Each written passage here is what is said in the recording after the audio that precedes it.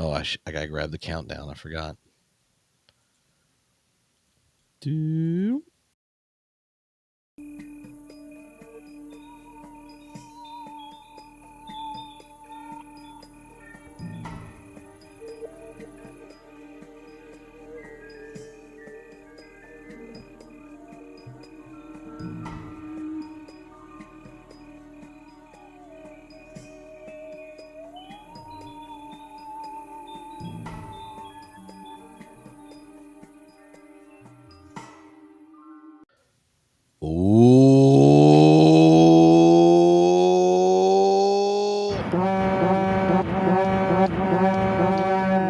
Oh, hell yeah. That's what I'm talking. Wicket, my dog, just walk down. Wicket, look, I know you don't interrupt me when I'm doing podcasts and stuff that I get paid to do. This is the one for fun. It's offensive that you're coming down here whistling at me. He wants to go underneath. It's flooded. If y'all haven't heard, there's a lot of rain in North Carolina. And underneath our deck in the backyard. Wicket, come here. Come here. Oh, we're about to get some freaking Wicked action here, dude. Just asking him to come here. He just head off. So here's his new thing. You know, we had a flood in our house, the last hurricane, not this current one. And they're in the middle of working on it. And so there's parts of the deck that aren't, currently attached, which means he can go underneath it. And when there's a giant pool of water underneath it, his little puppy self goes under there, gets filthy wet, runs through like the dust off of sanding cement, gets it all over himself, and then runs in the house and jumps on the bed. We've washed and changed sheets daily, and we let him out early. I clean him in the bathroom, like pick him up, stick him in the sink, dry him off. I'm basically like milking the snake, just like. but it's sand and concrete. Yeah, and he's been ignoring me, and he walks down there right when he's starting. He just sits there, and I'm trying to pick him up, and he just leaves. He's just like, "No, I'm not playing this game." He's like, "You got to pay me if you want me to be on a live stream, Dad." Normally, when doing live streams, if I like pull on, the headphones so they do the noise thing, right? He will sit down here, and other people will hear him, and I won't. And then I'll look down, and he will have just left a turd right under my chair. Like, he's just passive aggressive. Anyway, he said, "I will take the ring to Mordor," and then you're that's like, what cool, I'm talking do about. Do it, Wicket. And then he's like, no. I was just thinking this would be a good time before we get into episodes 6 and 7 to do our endorsement of Frodo and Sam for president 2024. And you may be saying to yourself, Tripp, come on. Like, these are fictional characters. Do you really think they could do a better job than some of the other options? And I'm like, well, here's the thing. Frodo, in the Scouring of the Shire, when he's taking the lead, he's really clear. Like, he comes back, he's like, one, I'm not going to carry a sword. So great person to have as commander-in-chief, like someone that's not going to go swinging blades. And then Merry and Pippin, they're just like, let's toss bows, like I tagged a Witch King. Like, do you think Sharky's men are like going to be a problem? They got a whip and some bows. I got Gondor armor on, son. I got first age weapons up in this piece. The like blade of Western Ness. Yeah, like, get out of here. Sharky's boys. That sounds like a clan in the version of West Side Story that couldn't afford the rights to it, and so they were like, let's do another musical that follows the Romeo and Juliet plot line, and let's call them the Sharkies. It's Sharkies, not the boy. Jets, not the Socias, the Sharkies. The Sharkies. Ooh, yeah. And but Frodo's like, no basket. We can't initiate the kills. No. Like, and look, we're not going to go taking out hobbits. We got to give them a way to get out of this. That's what we need right now. I don't see this as a live foreign policy option here. We can't go like setting back, let's say, land that has gone back and forth over time and violently pillaged and then used to justify ongoing war and violence. And let's say that like a major battle, a major thing is done, and then let's say the loser of one battle, like a big battle, I don't know, maybe Saruman, someone like that. Let's say one of them was just so pissy about losing, it was just like, I'm gonna go make it awkward over here in this little small area called the Shire, make it a little bucket of death because I just like I couldn't imagine just, you know, like just going back up in my tower and chilling out, or like going for a walk, or maybe hanging out with Gladriel and Gandalf and working out some business. No, no, no. You're gonna take me and my little emo sidekick. We're gonna go to the Shire and cause some trouble because these little halflings cause me trouble. And Basically, the equivalent of the wizard pooping under your chair passive aggressively. You know. yeah, yeah, and that's what and that's why I thought of that this week reading through Scouring of the Shire, is that the Shire is kind of like the conflict in Israel Palestine, and Wow. it's where empires go to vent at each other through secondary places and legitimate ongoing cycles of violence. And what we need is some Sam and Frodo energy up in that piece. They're like, look, we're going to try to work things out here. We're not going to initiate violence. Like, we're not going to be completely against it if it gets turned to this, but like, people on both sides are made to be neighbors, and it's the system that came in from the outside, namely the exploitative market mechanistic driving energy, right? Like, oh, we're gonna level up the mill, and then they're like, but you also need grist for the mill. That's what they tell. Then they run into a problem. Like, what are we gonna do? We got natural resource trying to make more money here. Oh, we aren't gonna even be able to eat. Look at all these people like slimming up. Hobbits don't slim up. This No, is not. No, no. There is no keto in the Shire. They don't swing kettlebells. No, they eat potatoes. Right? they drink beer Yeah. daily.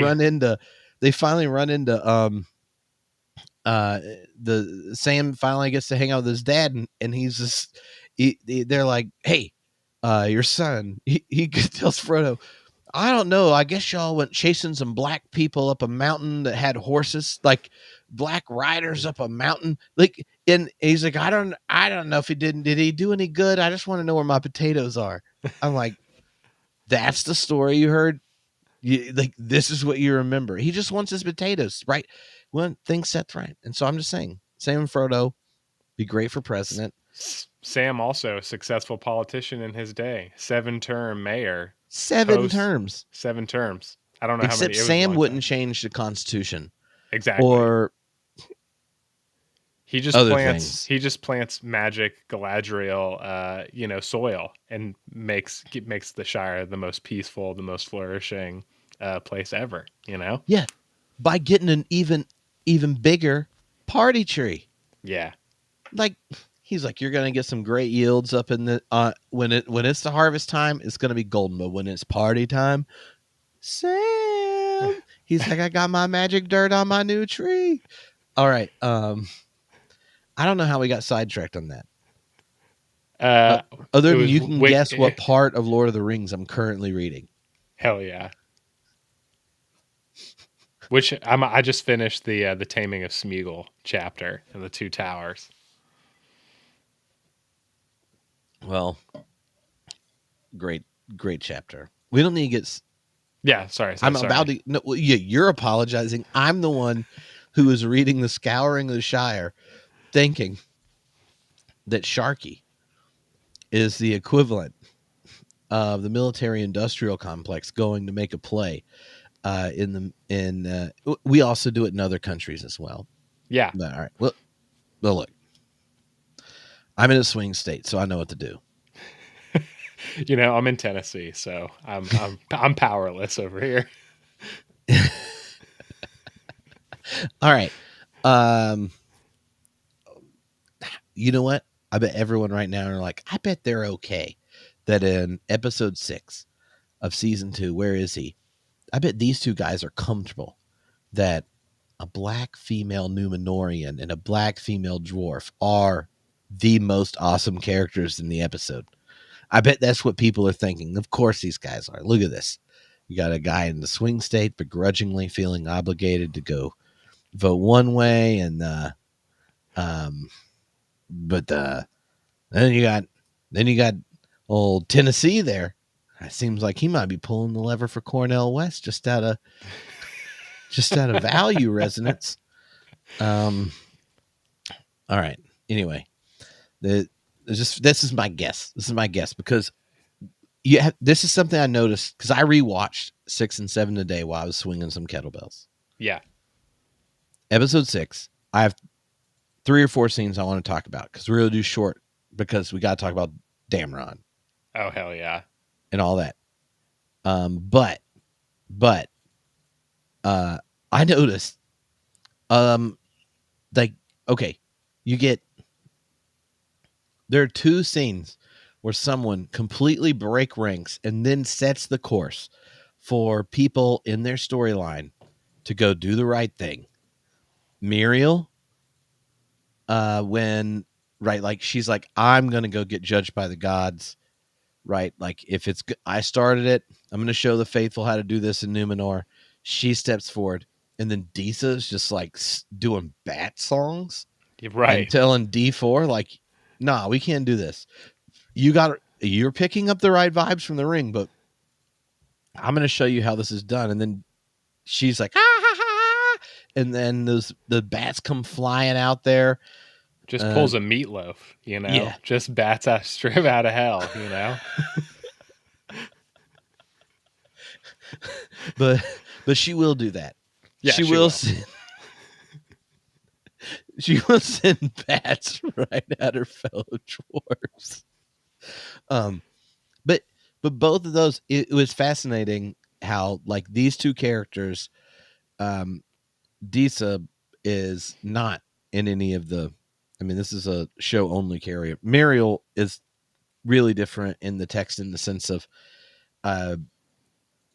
like, she's a victim in rather intense ways in the story of Numenor's fall.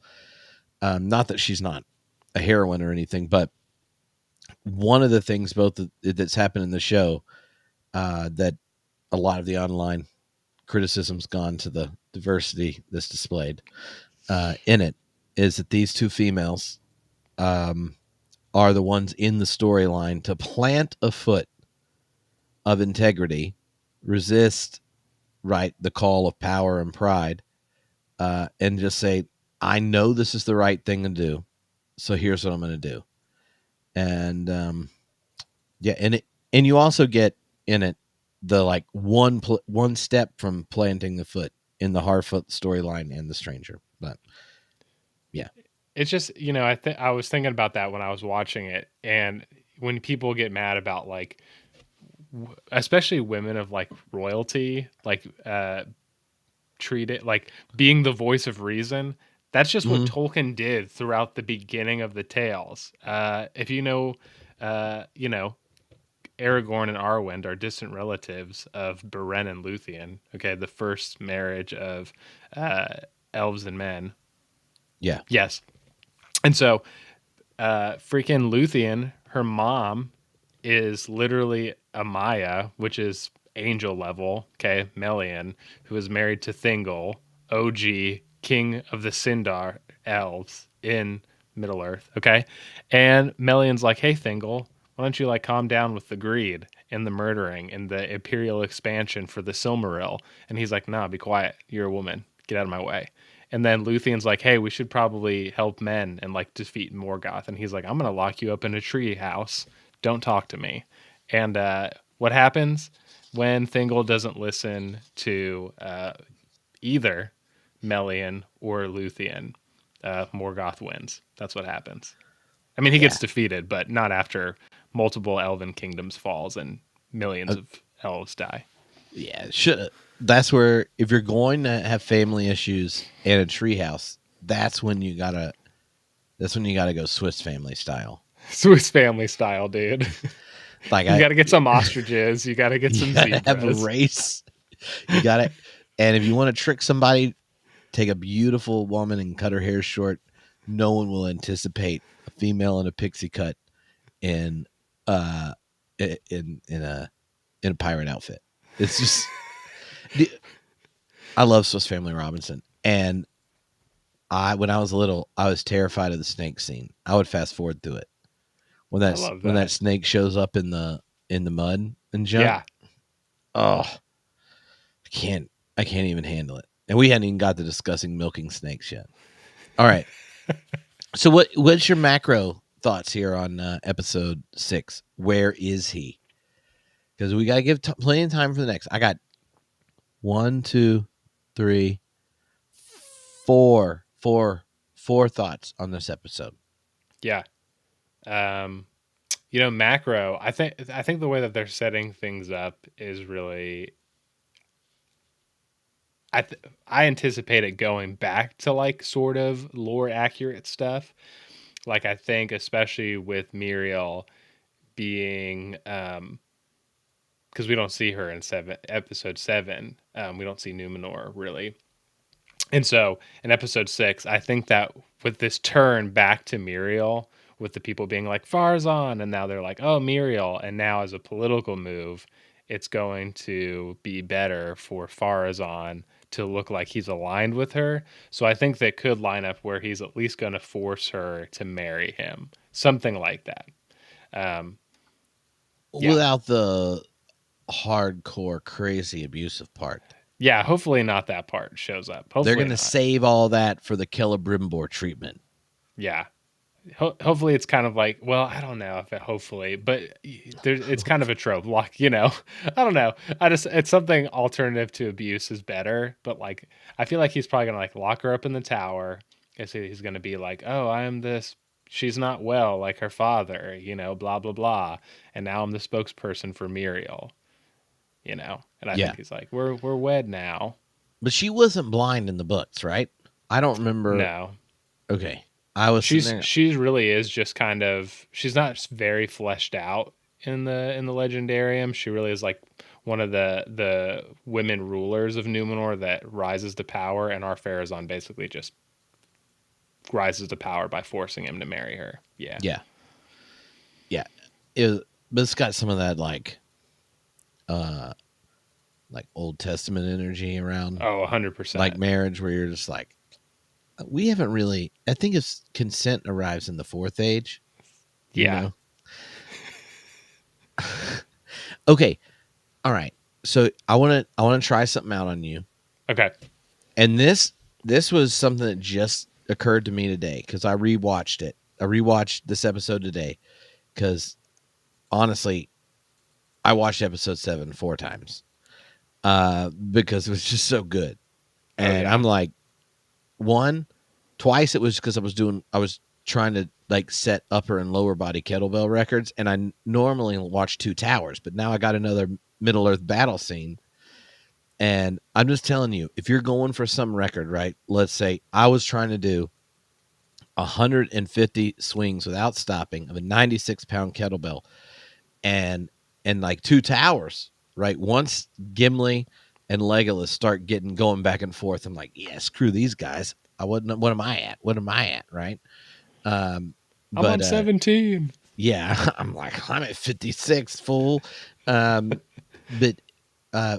when that orc cuts Elrond's horse and then licks it, and then Elrond, it's like the Elrond is secretly a barbarian archetype if he was D&D, where if you do something that morally offends him or he's taking damage, he just gets pissed, and it's like +2 strength to each roll kind of thing. Like he was just like, you licked the blood of my horse, son. Watch out. So I was just like going for it for that. But I was watching this.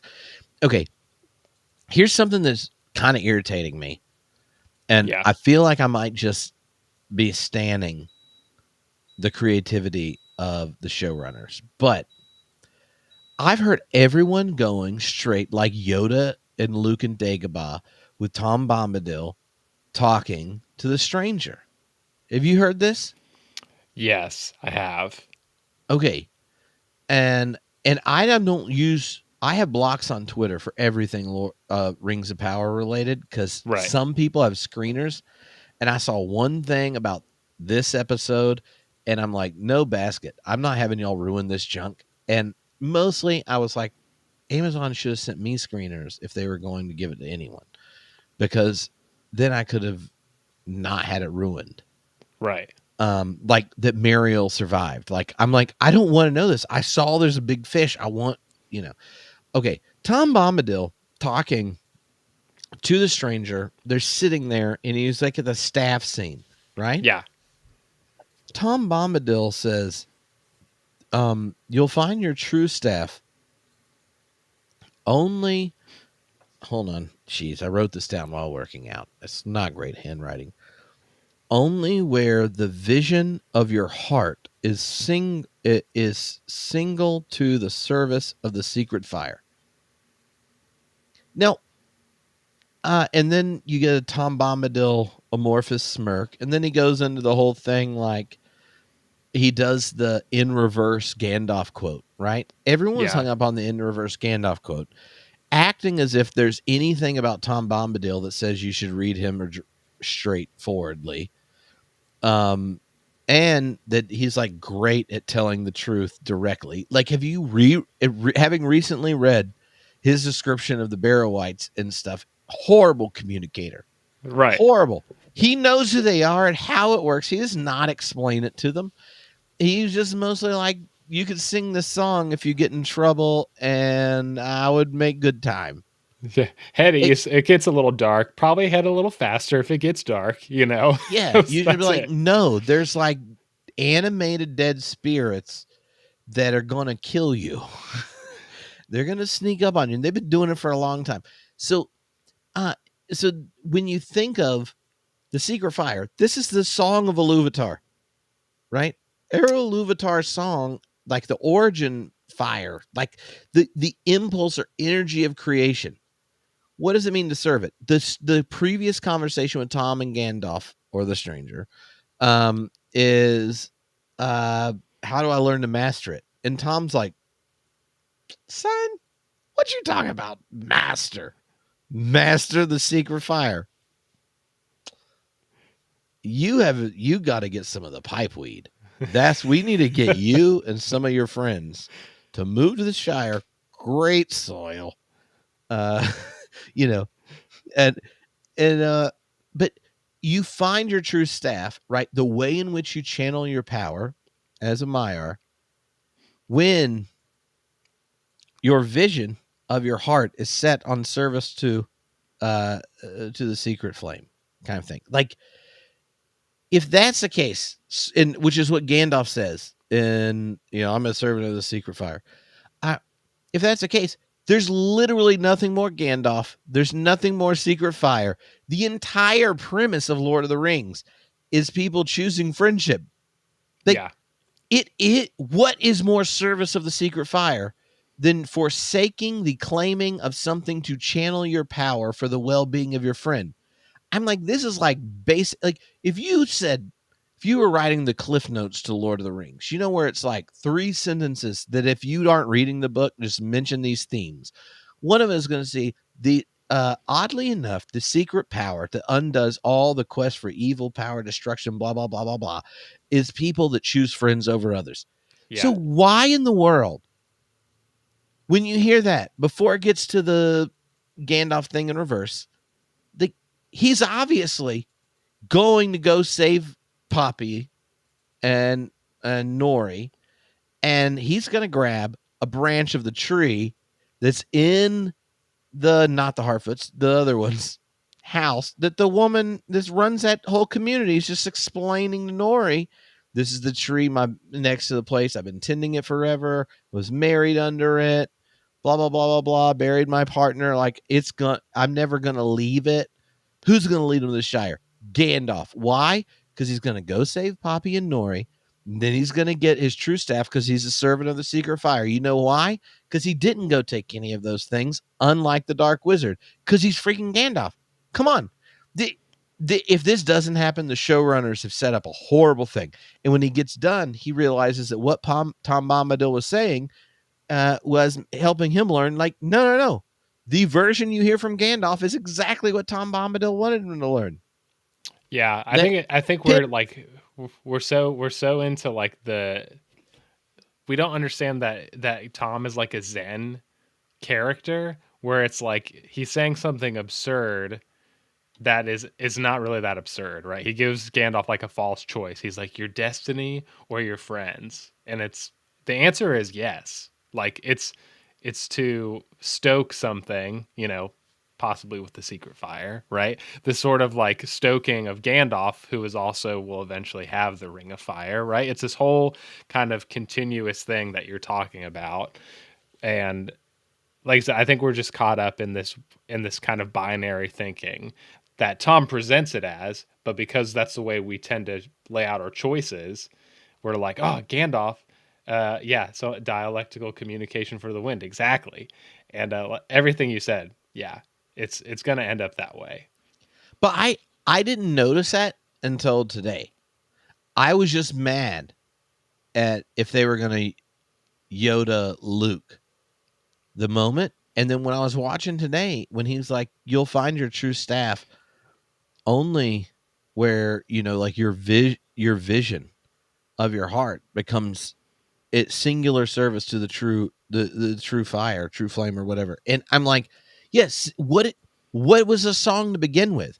The song was precisely creation is the harmonious intermingling of otherness in harmony. Yeah, Melkor's actually introducing disharmony. What does harmony look like between conscious creatures? It's called friendship. yeah, Like if you the end of the Hobbit is a king who was questing, telling everyone like, I wish we knew what the hobbits knew. We were all trying to seize power and stuff. Oh, you mean like a staff that channels your power? Yeah, something like that. So you're saying like if you were going to serve the true flame, maybe you'd be grounded in the friendship and community and love that you saw when you walked into Bilbo's house and he didn't know you were coming because a wizard, maybe with a staff that was perhaps gathered in episode 8, burned it on a door. Yes, that one. Or you're like in freaking Lord of the Rings. Elrond, Gandalf at the council, like, oh, we'll trust the friendship. Send these little halflings running around. Why are you gonna send the halflings running around? Wouldn't it be better if we're just even thinking about what's going on to send them back so Sharky and company doesn't even take over? No. We trust friendship. We're gonna trust friendship. It goes all the way in. Freaking Sam Frodo. That's what I'm talking about. Like, yeah, I'm just sitting there going, like, have y'all read the books? They obviously have. They love the books, and y'all are complaining about junk like you don't know Lord of the Rings. This would be like listening to a Lakers podcast, and then you're sitting there, and someone's like, "Oh, we're almost wrapping up tonight because we started at 7 and we normally go 90 minutes, but we've been going 8 minutes and 28 8 where it's at 8:24. You know what? Every Lakers person's got 8:24. That's Kobe's 2 numbers. He just says 8:24. I bet they got a sound effect for that. It's probably the sound effect when he dropped 61 on his last game. And I cry every time I rewatch it. Just like rereading Lord of the Rings. But if you're a Lakers fan and you're like 8:24, oh, Kobe Day. You're like, so I'm just sitting there going like, this scene, this is what I'm talking about. This is like right. peak Lord of the Rings. You're gonna find your true staff, the one that will channel your power precisely when you don't go marching around to find the one to level you up, to conquer, to control the flame and conquer the evil. Anyway. No, It I'm with pissed you. me I off. think I was like mad you at like said, 5 of my favorite Lord of the Rings podcasts. It's yeah, like, like you said, I listened to him. I think, like I said, I think there's a little bit of credibility towards like this, and maybe just even the language of the Force. I think is there, whether they're trying to throw us off or whatever. But like you said, when they're like, there's no alignment with the theme of Tolkien's Legendarium and the stuff, and you're like everything you said, it's like, yeah, that's just incorrect. You might be mad about what the Gandalf origin story is, but it's consistent with who Gandalf is and the hobbits are. Yeah. yeah, it's consistent.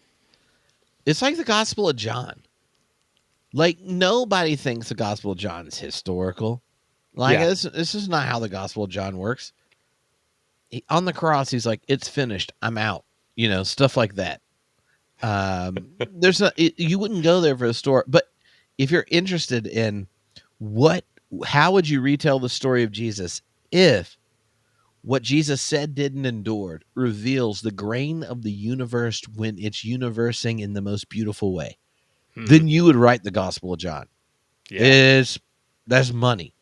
You would say that it's harmonious with the historical Jesus in particular ways and the synoptic gospels, but it levels it up in another one because it's adding a high harmony, a high Christological harmony that brings out the tenor and movement of the rest of it. The problem, I think, Rings of Power is revealed is that way too many people that love Lord of the Rings are fundamentalists. Oh, for sure. There's a I'm great just like, I hate fundamentalists. They ruin our everything. it's true. Our mutual Progressives can't have fun. Fundamentalists, they just ruin everything. They not only can't have fun, they only have fun if they're doing immoral things and then blame God for it. But nonetheless, and then say, you know why I did these immoral things? Rings of Power. it's That's not why. personal. It's not personal. Okay, I have. I'm going to tell you the line, the scene in the line. This was Tripp's guess at when Nick got most pumped in episode 6. Okay. Okay. All right, Sauron, Adar. No. Sauron shows up under the mountain. He's just like, can I get some mithril up in this piece? He does his little Balrog finger tickle to the fire. And D4 is just like, you called me into your chamber, daddy. D3. Oh, we got to make a decision. Let's go out and talk about this. And D3 is like, I don't need to. I already know what's up.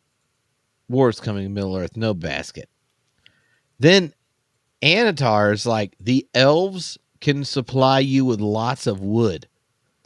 And I just think to myself, Arondir is crying and he doesn't even know why because you just volunteered to cut down a bunch of trees. There's going to be some very angry ant wives that are going to come down to your mountain if this is you're just sitting there and I'm thinking to myself, obviously Anatar knows dwarves have no relationship with ant wives or Literally. elves. Like there's nothing about those three that are like, if you could give us metal to make weapons, we will chop down forests for you so you can get even more out. Like uh so like the moment he says that, D4 gives us like, huh? D3 is like, I can get more. So he sends him off. And D3, Daddy D, is like, war's coming. Whoever has mithril, this is going to be fire, right? Like we can make this is like people that bought stock in AI companies, right? They're just like, can't wait for this junk to get split. And D4's kind of excited at first, and then he realizes his dad's just making a long play on war. He's like, you got to get rid of that ring. And D3's like, well, get rid of the ring. Why would I do this? You know, he's just like indignant. And he's like, it belongs to me. And then D4 says, no, you belong to it. All right, Nick, this is Tripp's anticipation because I know you love some Durin. Oh yeah. When when little D or D4 says, no, you belong to it, as someone that spends way too much time in the Legendarium, how excited did you get? And if we were going to spend 2 hours talking about that last week, what would you have said? I like when that line came out, literally, I audibly I went boom. You know what I mean? Like it's just one of those things where Durin, the Horn of Gondor, give me the meat and give it to me raw. You It know, comes in pints. Good as sour. Give me the meat and give it to me raw. just the gambit. You know, run through the gambit, and but if especially too like just it just shows that Durin the fourth is just one of the best characters of the whole show. But we get this really nerdy insight into what the corruption of dwarves look like because we see Durin the third in the last season and even before the rings, right? He might be a little cranky, right? He's a little angry, but ultimately, especially when Doran's crying, about his dad to Disa later, when he's like, "This isn't my dad." Like greed has never Yeah. been his way, and that was the dwarves. Greed was never their way. It's But like when he the rings, retired and started watching too much Fox News.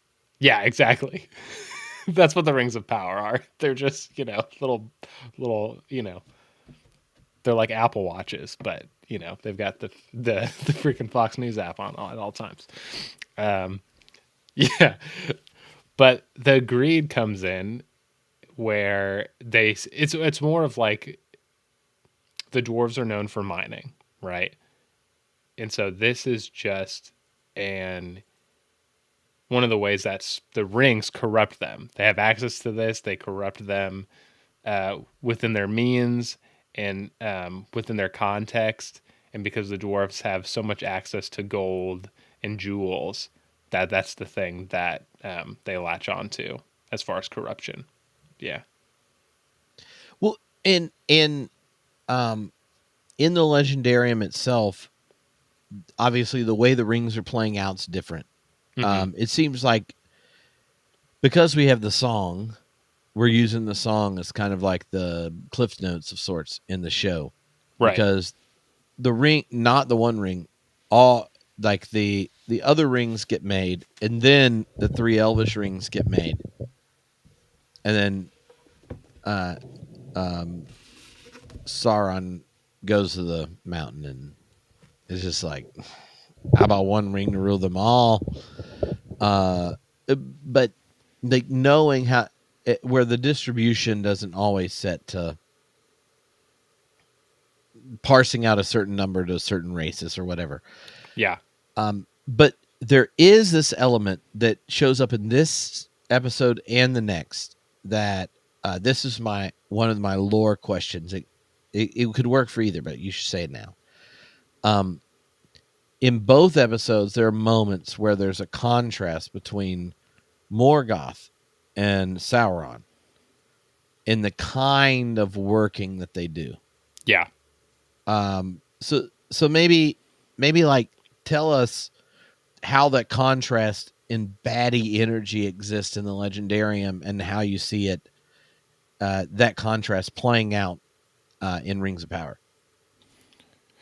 Yeah, and especially when we get to episode 7, which we'll talk about, because Sauron makes that distinction. But Morgoth, back in the days, he sows in discord because originally he wants the secret fire that Iluvatar has imbued within all of creation, right? Morgoth doesn't get it. He thinks it's that thing that you can go and It's master, like he would want to right? control it. Right. And you're interested in someone that wouldn't want to control it. And perhaps the desire to control it and seeking a staff to control it would be problematic. So if he chose to forsake the power to control it and dominate it and choose the care for friends, that he might actually be the guide you need to undo it. But nonetheless, Nick, sorry. Nonetheless, Nonetheless, totally. Tom Bombadil in this show's still living up to my expectations. Good, because I ordered a cosplay costume for Theology Beer Camp. Let's go. But yeah, so Morgoth instead, he doesn't do either though. When he doesn't really get the picture, he's just like, I can't find the secret fire. I'm just gonna destroy everything now. And that's what he does. He doesn't choose to control it, and he doesn't choose to live in harmony with it. He chooses to destroy. And so he takes things and twists them, right? Orcs are twisted elves, trolls potentially are twisted ents, okay, or at least mockeries of ents. And there's balrogs and all that stuff, which are just Mire that have gone into the bought into the destructive message of Morgoth. And so that's what Morgoth does throughout his whole reign. It's never to establish the world as a kingdom, but to make him the sole ruler of everything, which means I have to destroy everything and create means of destruction. How does that work when Morgoth destroys everything? I don't know, right? That's not what Morgoth does as far as that goes. He doesn't think that far ahead. Now, on the opposite, so let me see. Before I get into Sauron, who is our controlling guy, I'm trying to see where Morgoth plays into this. I think Morgoth's destructiveness is really just implicit in everything, where characters who are doing the wrong thing are doing it to preserve and to um,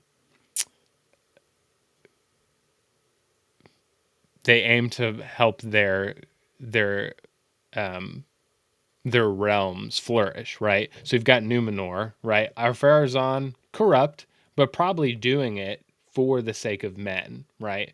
That sort of thing. And you've got Durin the third, right? Who's also mine more. We need more wealth.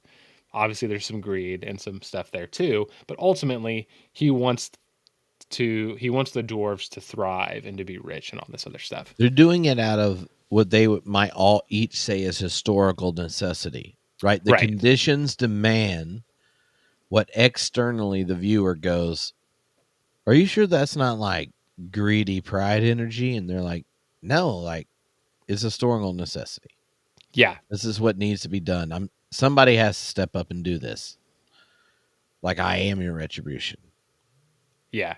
And what Tolkien calls that is that he calls it Arda Mard. And so what Morgoth does is that he mars or he hurts the Arda earth. meaning earth. Yeah. Or Arda is the word for earth in Middle Earth or in the Legendarium. And so Arda Mard is this concept where kind of similar to our own, where we're like, what about the economy? We can't get away from fossil fuels or whatever. And we can't get away from doing terrible, mining practices and labor initiatives for electric vehicles or alternative, energy sources, and that historical necessity, that you said comes into play, and that's literally what's going on. Is this no matter what at this point, um,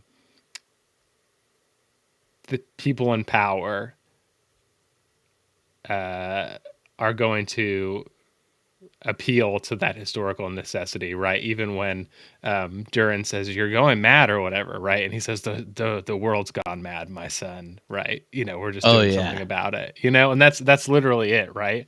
We're going down this path. Who's going to be on top? And the world might be going to hell in a handbasket, but at least we're going to be on top of the mountain before the flames. We're going to be the last ones for the flames to reach us when it comes to the mountaintop or whatever. Yeah. Yeah. I mean, D4 has that ring on though, like in the previous episode, Homeboy thinks that somehow they aren't subject to the sun. Right? Where he's like, all those people above ground, Right. they have sun that rises and falls. We control the sun. We control this. And I'm just like, but you need the sun to grow your crops. Like I was like, what are you doing here, dude? Like, you don't have mirrors coming out the bottom of your. It's not like Khazad-dûm goes all the way down through the core of a planet. I guess at this point it's flat, but there's still like not. In that case, I have no idea how this works. But the sun, if it's flat, okay. So if it's flat and it's going like this, but the sun, I guess, would be like this, because otherwise the bottom half would never get sun. No. Right. But also, how would you get night? It would require this. Yeah. All right. Who knows? I don't know, but elves can see with longer. The gravitational pull too. Like if they dug all the way through, would there then be another side of the flat Earth? All of a sudden, they would have like a sky zone. Right, the Khazad-dûm. You come for the mithril, but you stay for the fun. They go floating up in that piece.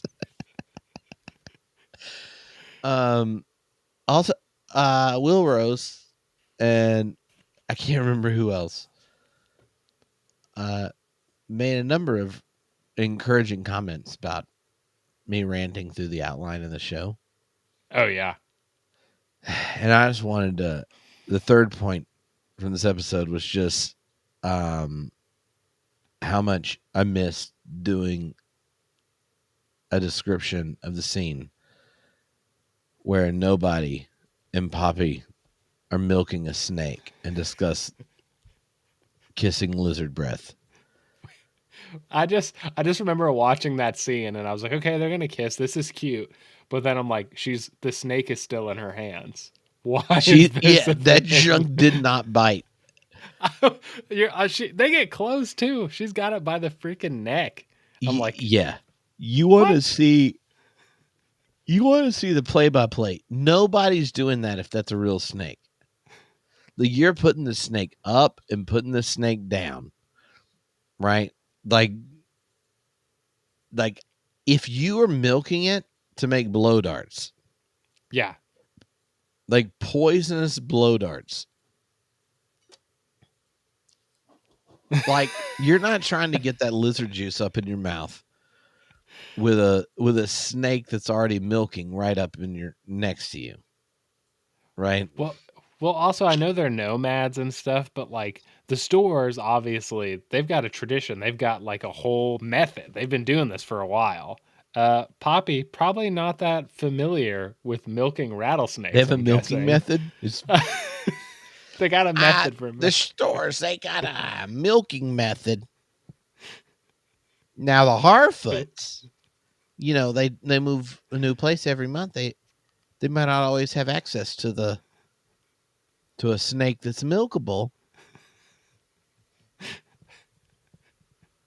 I've got fangs, Greg. Can you milk me?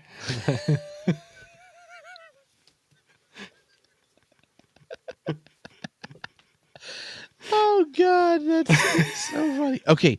Here's the one other thing from the previous episode. Yeah. And I don't think I would have thought of this until today, because in the current episode is you get the Galadriel Elrond kiss. Yeah. Right. All right, we'll get there. But Galadriel gets played in episode 6. Yeah. Adar, Daddy brings out that zaddy energy for the Sheev. And he's like, you don't want to call me Orc, you want to call me Oruk. You want to be my ally? Give me the info. And she's just like, puts it all on Front Street. And then he's like, lock her back down. Galadriel gets played. Hard. Yeah. Okay. So if this is literally the episode before the kiss, how is the kiss not immediately playing him back? She realizes that he has the I'm going to take Sauron down Oruk. I don't know. Everything I was about to say was now sexually charged because we were discussing lizard kissing and snake milking. But if Adar is so firm in his focus of getting Sauron, yeah, that he's just going to play Galadriel because he knows she's seen the darkness. She's creeped in her mind, right? Let's create the solidarity, get the information, do this. She knows he's already said, I need the ring. So then in episode 7, Doomed to Die, she knows that's all he's focused on. Let me just mess with him. So yeah, Elrond might marry my daughter later. But I got to distract him. And she'd already done the promise thing with him before of like, when it goes to the takedown, we're not going to play frenzies until Sauron's got his neck slit, basically. That's true. Right. And so if you just think of how big the embarrassment of Galadriel, basically like giving him all the information he needs. Here's where the ring is. Here's where Sauron is. Go ahead, destroy all my friends in Eregion. I can't contribute anything except a reason to not have these really cool video of elves on horses going in. Like, don't you want to see what happens? Are they more deadly than the riders of Rohan? When the sun breaks on the third day, I wanted to know, but no. Zaddy Oruk is just like, here's Galadriel. So it ruined a lot of things. Galadriel had her plans ruined. Adar hit his plan ruin, and I had charging elves on horseback. Are they as cool as the Riders of Rohan ruin? I don't know. Can we just talk about how many legitimate horseback riders they had? It was very, very comparable to what was going on the Riders of Rohan. Like maybe like half the horses. It might have been 100, not 200 like the films. But then there's no actual freaking cavalry charge. Wow.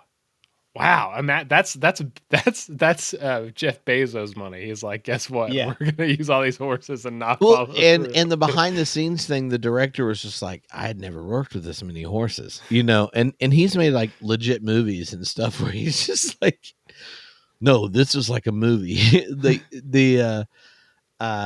Yeah, it was wild. Like honestly, after episode 7, if I'm House of Dragons, I'm gonna have to spend more money next season because one, House of Dragon made us wait 2 years and didn't have a freaking battle. All they had was a like, oops, there's literally 3 minutes of dragons doing something. And then the aftermath. Sometimes they're like, my bad, I can't even show you the dragon. Let me just show you what happened after.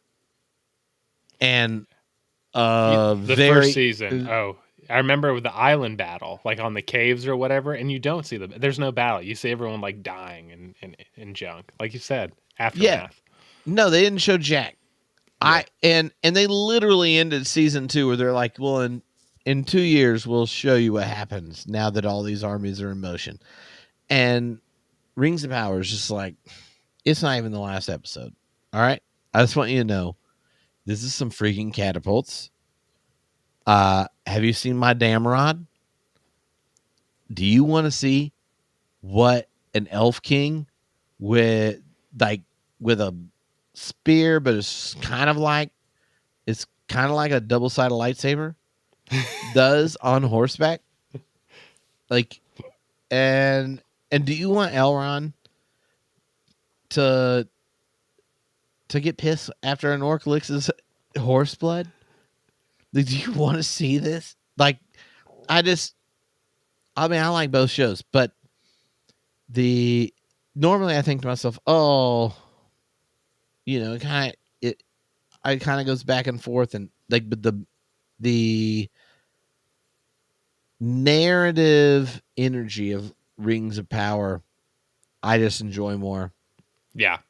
But I watch both of them right when they come out, sometimes multiple times, and then listen to podcasts about it. But I occasionally go on someone else's Game of Thrones podcasts.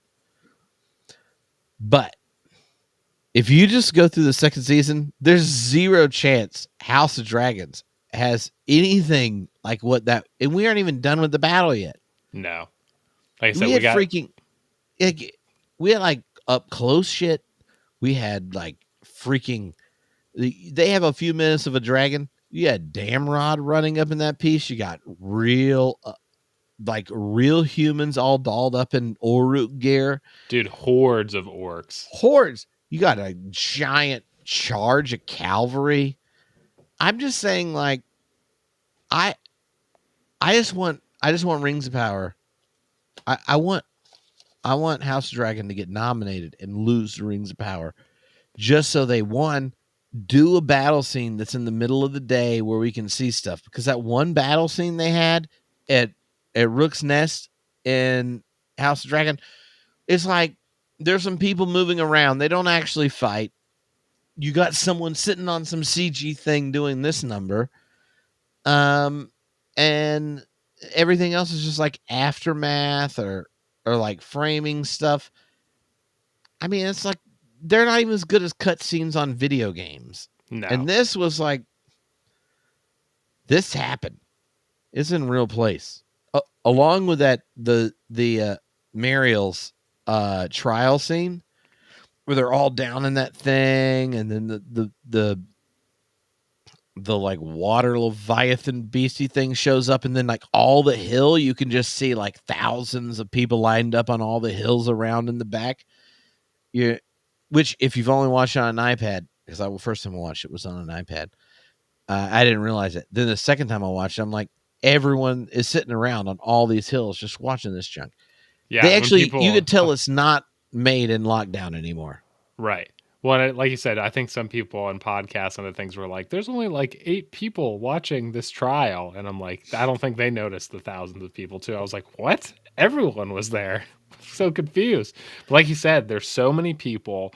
The CGI, the Leviathan, whether you like it or not, looks awesome. Okay, and like you said, the battle is just next level. And if they beat House of Dragons, like you said, they got to compete, do an awesome scene. Plus, it'll make all the haters be quiet to be like, yeah, stop lying to yourself that this show is not good. Some of them will still not be quiet. I'm going to guess about 30% of them and 82% of white evangelicals. It's just ballparking. I don't know Where why. did you get those numbers? Where did you get those numbers? Spitballing. Just spitballing. If tomorrow in the vice president debate, Lord of the Rings comes up, I know one candidate is publicly a fan of it while being deeply committed to the opposite values of J.R.R. Tolkien. Yeah. I'm just really hoping that the other candidate calls him Sharky. This is what I feel like the internet would really appreciate, that if Tim Walz called JD Vance, sounds right, Sharky. And then when they're like, huh, what's up? He's like, oh yeah, I've read Lord of the Rings. Just imagine this happening. I want it because Tim Walz, right when he did his everyone will believe he's read it. Because he was like, guess what? He can't get off the couch, right? He said that his first announcement. I know. What if he just called him Sharky out of nowhere? And there was like this thing where you could see, and he goes, oh well, I've actually read Lord of the Rings. Sharky is Saruman, who was Sauron's side piece. And after being humiliated by a bunch of halflings who conquered the desire, let's say the aberrant integrity of the public sphere desire for power, was so pissed he tried to go ruin the Shire, and then these same 4 halflings show back up and clear house, the farmer Cotton and Company. Yeah, Sharky was his name. And I was just thinking you were Sharky because there was a time, just like probably Gandalf felt. Oh, dang. Where, oh, shoot. Where he's like, don't you remember those DMs you sent me? Where you said, Sauron is a complete embarrassment and a failure. Direct quote. I think Sauron is like our modern day Hitler. End quote. I think Sauron is a racist, xenophobic dipshit who doesn't have it in him to understand what moral integrity would look like. Perhaps he lacks a single fiber. Sin. Now, these are direct quotes from one of the vice presidential candidates about the person he's running to be vice president for that were all released on the internet. And I was just thinking, like, what would be a fun way to bring it up? Call him Sharky, bait him into it, then tell him he's Saruman. And when he gets upset and says something, he goes, it's all right. No one can trust what you're saying. You've had too much ball time. And he goes, what? You know, when you sit on your couch and put your hand on that ball, it gets to your head. And there's like 3 or 4% of the U.S. population who is probably voting for Cornel West that will then vote. He'll be like, by the way, read the history of Middle Earth. Just mic drop it right there. And everyone's like, oh, shit. History of Middle Earth? Oh. Hold my Palantir. All right. When did you laugh when Anatar is whispering sweet nothings in Celebrimmore's ear and says, when the history of this age is written, they will know about the Cimmerils.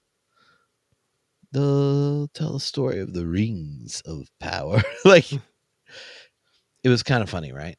Yeah, oh yeah. I mean, he is like the blatant, like the sexual energy that Anatar has after he talked to Merdania. It's just full on now. He's just getting everybody in that way. All right. Tell me what you thought before you get to battle energy. Yeah. Celebrimbor, Anatar relationship. Episode 7, Doomed to Die. Simultaneously a reference to the gift of death and Celebrimbor's timeline. Like, I know that we both texted going the two Charlies, the actors. Oh yeah. They're holding court in these two episodes, especially episode 7. Gosh. The It remains to be my favorite parts about this entire season. They're last with season it was Elrond and D4, Durin. but they've only Yeah. got one scene this entire season together. Yeah. Yeah. And I'm excited to talk about them too, because I think the way that they're setting them up is sad, but also is going to be really good storytelling.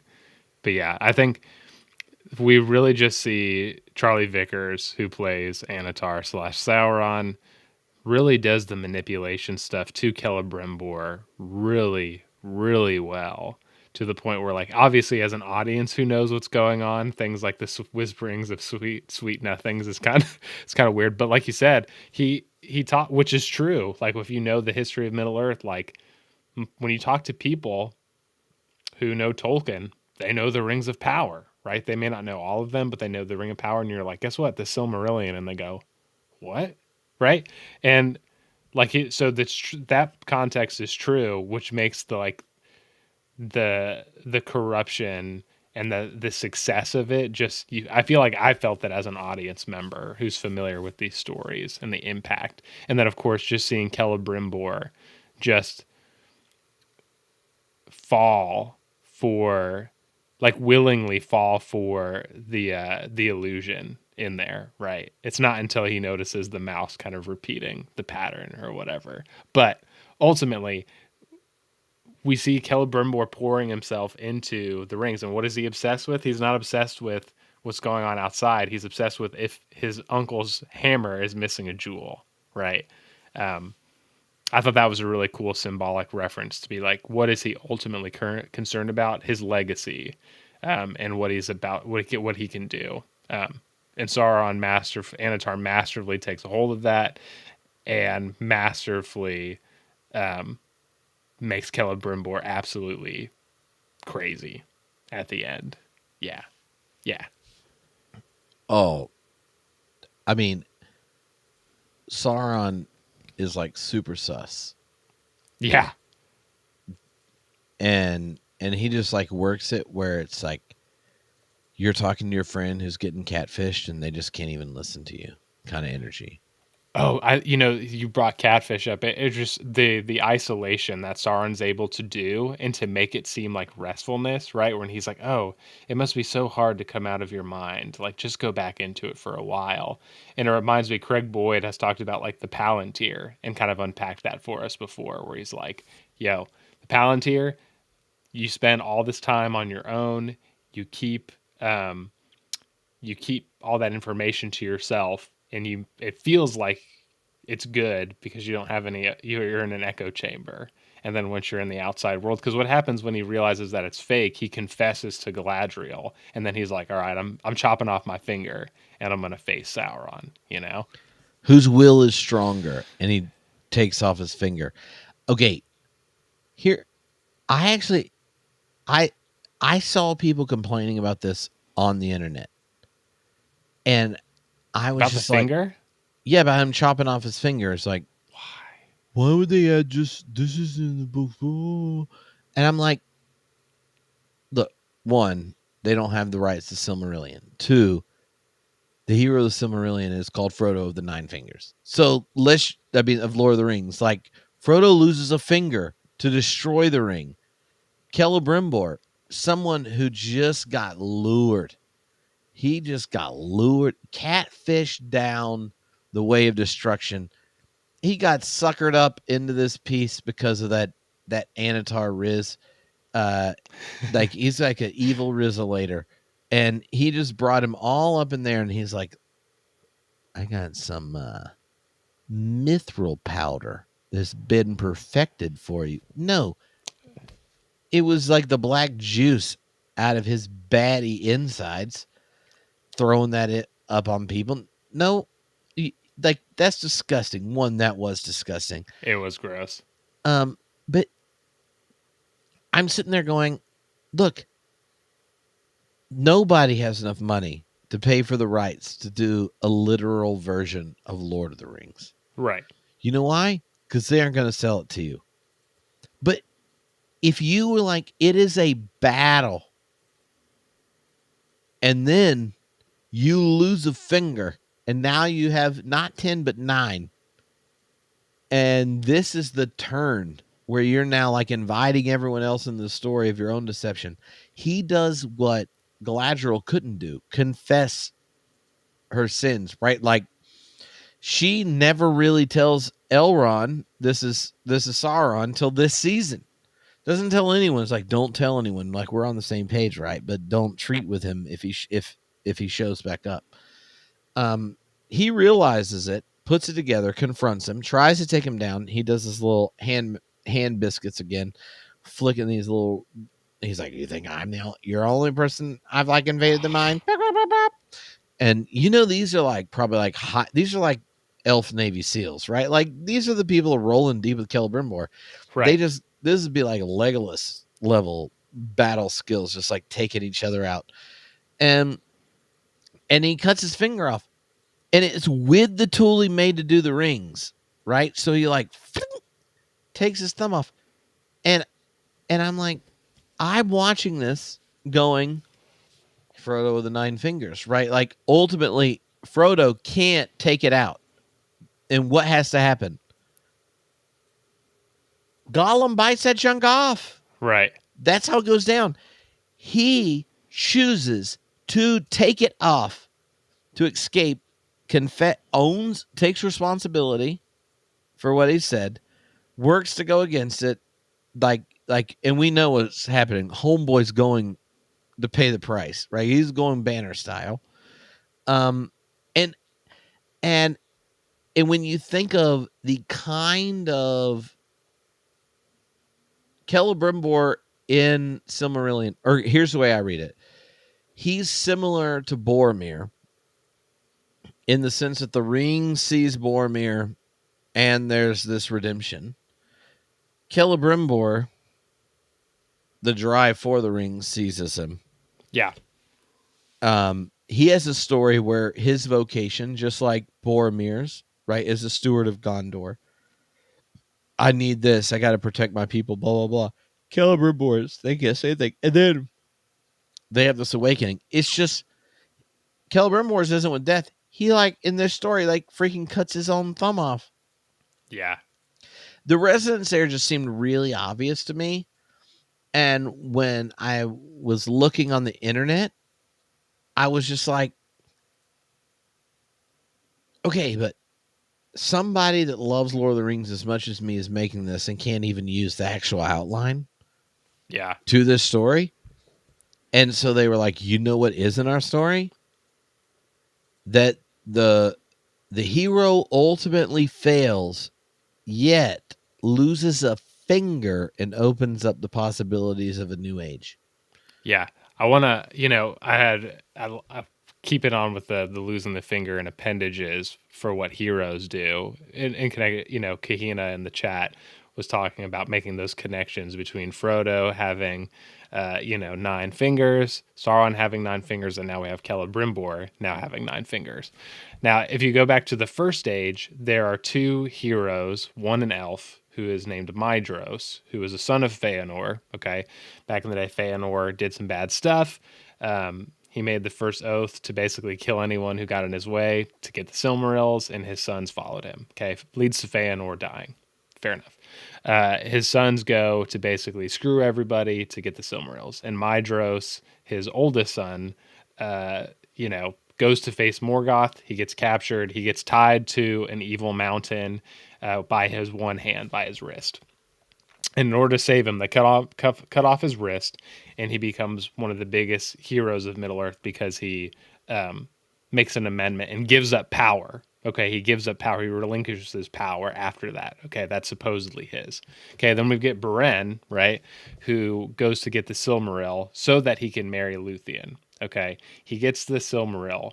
It doesn't burn him because he's pure of heart, and his hand gets bitten off by Karkaroth. Okay, who's a giant werewolf, and Beren presents his no hand to the king and says like, okay, cool, I'm here for Luthien. I don't care about power, right? So those are the two heroes. Okay, so now we go to Sauron, who embraces power and gets his ring, his appendage cut off. He loses his finger, like his power means to power, right? And we get Frodo, who's kind of this parallel where falls for the same thing, but ultimately the power leads to destruction, right? And the giving up of power, and Frodo kind of keeps living that out later. But I like this tie into Celebrimbor here because we almost see Celebrimbor as almost like an anti-Frodo, or in line with Frodo, where he does really, really messed up stuff, and then he tries to redeem himself. We haven't totally gotten to the point where Celebrimbor is going to do now, but he tries to redeem himself, right? So anyway, I just thought that like that flow of heroes, Yeah. No. you know, Okay, that's really good. Along with I don't know how to pronounce this. Kahani. How would you pronounce the name in the chat? I say Kaina. Kaina. All right. We're guessing Okay. Kaina. So reading the chat, listening to that, two things come to mind. Yeah. One, epic fail. Azog the Defiler. This is how not to bring the Lord of the Rings onto the screen. This is the character in The Hobbit that loses an arm and is like the white elf, like getting all lusty, trying to get up on all the dwarves.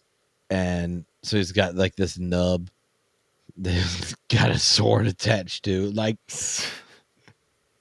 So lame. Yeah, they took that theme, they totally pulled it out of context, and they were like, "We'll just make this a cool revenge story." No. Yeah. All right. What was the second thing now? This is there's a much better one. Kahina is her name. Okay. Kahina. Yeah. Thanks for hanging right. out with us, Kahina. Hopefully, we're pronouncing your name right. I mean, I can't pronounce some of my own family members' names right. My most frequent edits on my real podcast is having to go back in and fix what I called somebody at the beginning of the podcast before I just go to the one name I have for them that I think my Southern self won't ruin. The other day I got this message. The interview came out and the guest said, you just kept using my whole name the whole time. And I was like, I know, like that's just how it went, man. But you have my last name wrong the entire time. And I had to go back in. I had to record myself saying their full name and I had to go line edit because I had changed their name the entire podcast, like 26 times. Dang. And this individual clearly was kind enough to like not make me feel awkward while recording. And then was like, all my friends that listened to this was like, does he not know your name? And it's a discrepancy that if you're dyslexic doesn't exist. Like it, I was like, I'm really sorry. But so I went back and fixed it. No, I totally get you. ADHD as well. There's that confidence that comes in where you're like, yeah, I got the name right. Or yeah, I read that and know exactly what's going on. And then they're like, hey, you should go back and look at that. Yeah, that's right. Like Nike Polk. Nike Polk. I kind of like Nike actually. And you're like, it's Nick Polk. Nike Polk. Pick Nolk. You switch the words altogether. But The oh, what were you just talking about? I only told you the joke about Azog because there was I actually had a real thought that I was like, oh, I actually The like one that. armed getting that wrong, getting Tolkien wrong, not putting him on screen right. Because losing arms is like is a sign of heroism and giving up power. I don't know. When I re-listen to this, I'm sure to come back because I said, "Oh, just mention the Azog thing because that's kind of funny, and it will distract. That way, you aren't distracted by your future joke, by your main point." But it disappeared. It disappeared. All right. So, uh, in episode 7, Yeah, when you were just talking about, oh, this is what kicked it off: Celebrimbor and Anatar's relationship. yeah, In all of our conversations, one of the things that comes up throughout it is this element of power creation, right? And when we think back to the whole OG story of the whole creation story, right. and then what happens? Like, what does it mean to be a sub creator?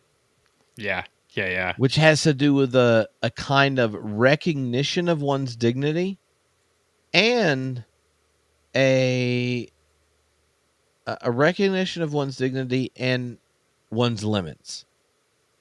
Right? So there's, like, in Tolkien's mind, like, so many of the problems are places where individuals maybe haven't recognized their dignity or their dignity hasn't been recognized. Say, like, I don't know, like, what if you just happen to be a female, but you actually are going to take out, like, the second most powerful baddie?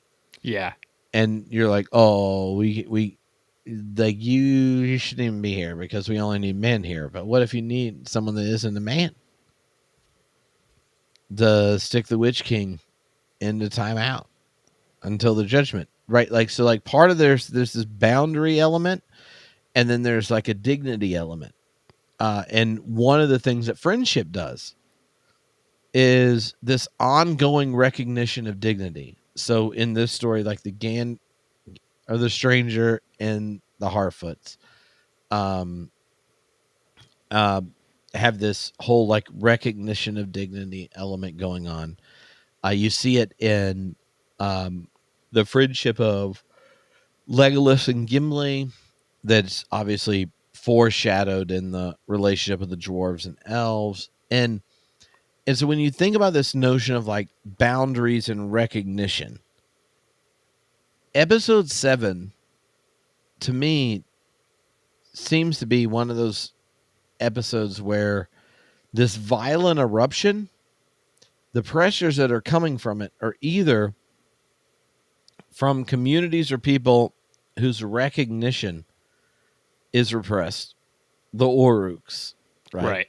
Where you get this kind of thing, or where the boundaries are being driven by greed, power, possession. So that was like my macro picture on this episode. yeah, And when you go through the timeline of episode 7, and then as someone who's getting to the end of rereading Lord of the Rings again, the question of how you draw boundaries and make distinctions and how you do the recognition of value, those elements are like the very places where the quest for power gets the potential of friendship wrong. It gets the potential of solidarity across difference wrong.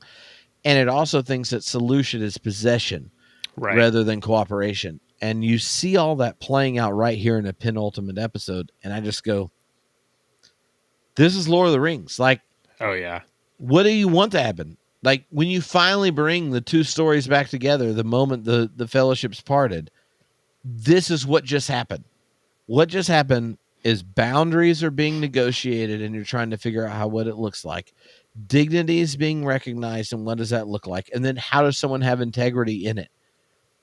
Probably commitment to friendship and home and these kind of things. So, man, I mean, even if you look at before we get to, during the battle with Adar and his, I can't remember the orc's name, his like right hand orc, right? Like the whole time Adar's like, I would never treat you like Sauron. We're going to find a home.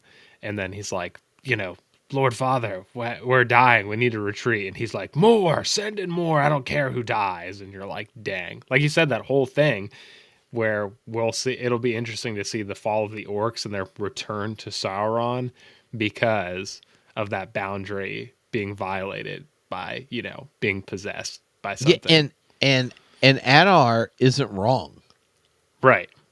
Right? Like, he's not wrong when he is like, well, when they send Damrod out, he's like, well, they'll kill some of our own. And he's like, you don't get it.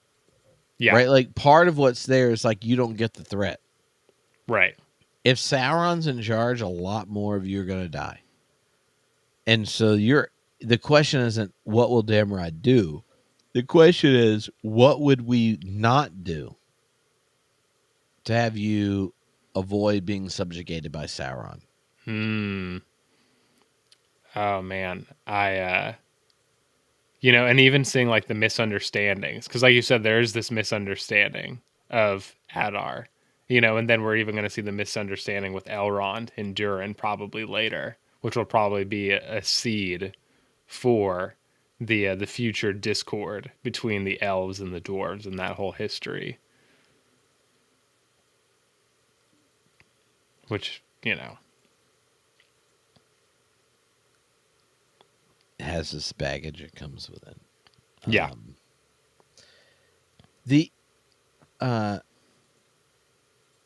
So there's this. Oh, I was trying to see if I could pull it up here. The quote, which was the light and dark quote. Yeah. I was trying to find it because it was just like straight up money. Is it in the episode? Yeah, isn't it? Oh, it's at like when he's talking to Galadriel, where he's like, it's Celebrimbor to Galadriel. Oh yeah. Celebrimbor. I thought I had it on my list of shit. This is irritating because it was one of those moments where I was just like, what is wrong with you if this doesn't feel Lord of the Rings to you? Yeah. Oh God. Now the thing I just clicked on is just like, okay, hold on. Let's see. Someone's is there some like place that just has here a it script goes. for this? Okay. Here it goes. So Celebrimbor says, not strength, but light is what kills the darkness. Yeah. That's all I could find so far. Ah, okay. But it's even better than that. Yeah, it's way better than that. What is the freaking line? Okay, you Google it while I set it up. Okay. All right, so here's the thing. Celebrimbor is talking to Galadriel, right? And Celebrimbor does what Galadriel can't do. Because what does she do when Adar is trying to play her? She puts out. Like, oh, let me tell you who Sauron is. Let me tell you where the ring is rolling into this piece with an army of elves and blah, blah, blah, blah, blah. Like, she's just giving him everything he wants to know because she can't think of anything other than what she really wants. And, like, as anyone that's read Lord of the Rings, let's just say that when a powerful figure can't think of anything other than what they want, you want to know what they don't notice? Sam and Frodo, 2024, for president. They will take the ring into Mordor and you won't notice. That's just basic plot material, right? Oh, like, yeah. The quest for power, this does this junk to you. So she's sitting there. She spills the beans, gets locked back up until he needs to stop an epic charge that basically everyone watching is like, I really hope the extended edition y'all fight first, and then he sees her. But like when you think of this moment, I'm just sitting there going, okay, there is this normal binary of light and dark. But the relationship of light and dark is different than the relationship if we use the metaphor good and bad, right? Like that's what Celebrimbor is doing. And the one who's able to recognize, let's say, that the greatest power that servants of the fire could have is that you find your true power, or perhaps your staff, when the only thing in your vision is a heart that's committed to that. Yeah. That might mean you don't go into a forest of a bunch of dead trees and look for a staff. You go save your friends. And it might mean you cut your freaking finger off because you go 9 fingers just like Frodo will and open up new space. And if you've just lost a finger because you know it's a battle of will, and what is the secret to a battle of will? Is it the possession of power, or is it the abdication of someone who built the rings of power, the very finger that makes you as a species able to build it? Come on. It's like you could say, let the same mind be in you that was in Celebrimbor, who did not equate equality with, oh God, I've clearly had too much bourbon. Who built this? Who Hammer? Fëanor.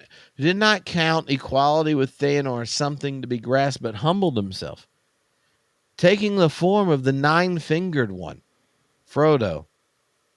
Like, it is a form of kenosis, and it's in that place where the contrast you're looking for, right, isn't good or bad, a binary, but it's light and dark. Because what does Celebrimbor say? You have the quote. He says, the elves need only remember that it is not strength that overcomes darkness, but light. Armies may rise. Hearts may fall. Yet still light endures and is mightier than strength. For in its presence all darkness must flee. That's what I'm talking about. All right, in the comments, there's questions about the connection to the Gospel of John. This is exactly what the Gospel of John is pointing out. There are 2 features to the Logos, the opening of the Gospel of John, the prologue of the Gospel of John. In the beginning was the Word was with God, that whole thing, all the way to became flesh, dwelt among us. That whole bit, right, involves 2 different recognitions, because everyone hearing this understands Jesus was crucified. That's like, everyone knows that story. Yeah. So a prologue to any gospel, all 4 of them do it different, is what is the narrative we understand the story of the one that dies cross dead set in, right? And then John goes, in the beginning, like, there is a generative energy that's both of God, is with God, and goes before God. All the things that participate in the love and life and energy of the divine. The source of it is the Logos that has been emanating from the divine eternally. It would be like, let's say you made a creation story and it involves singing and music. And yet, like, to hand out the sheet music minimizes what creation is, because creation happens. It's an event, and it's an event that then becomes another event. And to do music, there's both the eventing of it, but every event receives what just came into it before, but it happens in the present. And what happens in the present entails the reception of what happens before, but to know what happens next is both in the reception and the possibilities of what can come. It's like it was a secret fire. And so then imagine that this fire that's been going on throughout the cosmos, hypothetically 13.8 billion years, and initially out of what you could call nothing, because there was nothing in this space-time before that, because nothing requires both duration and location. There was a quantum fluctuation of action and possibility erupts. And then there's this sheer burst of energy. And then it's like, how does it get organized? What happens next? What are the relations between it that could bring into something else? And as cosmologists will tell the story, certain rhythms and of relationship emerge. And then in this quantum fluctuation of a vacuum called the Big Bang, you get what we know as physics. Things, cosmological constants, things that are required for the relationship of any entity to another entity, but also for the holding of integrity of any entity to have its space, because energy is hard to find a form. It happens. It moves. There's multiple series of generations of dead stars, and then the energy, explosion, and movement and interaction with the cosmological constants. You get a periodic table. One side of the periodic table, really stable elements. The other side, ones with extra electrons that are down to play. They're a bit poly. And then at some point, on particular conditions, life emerges. And then what happens with life? It also does as the same energy.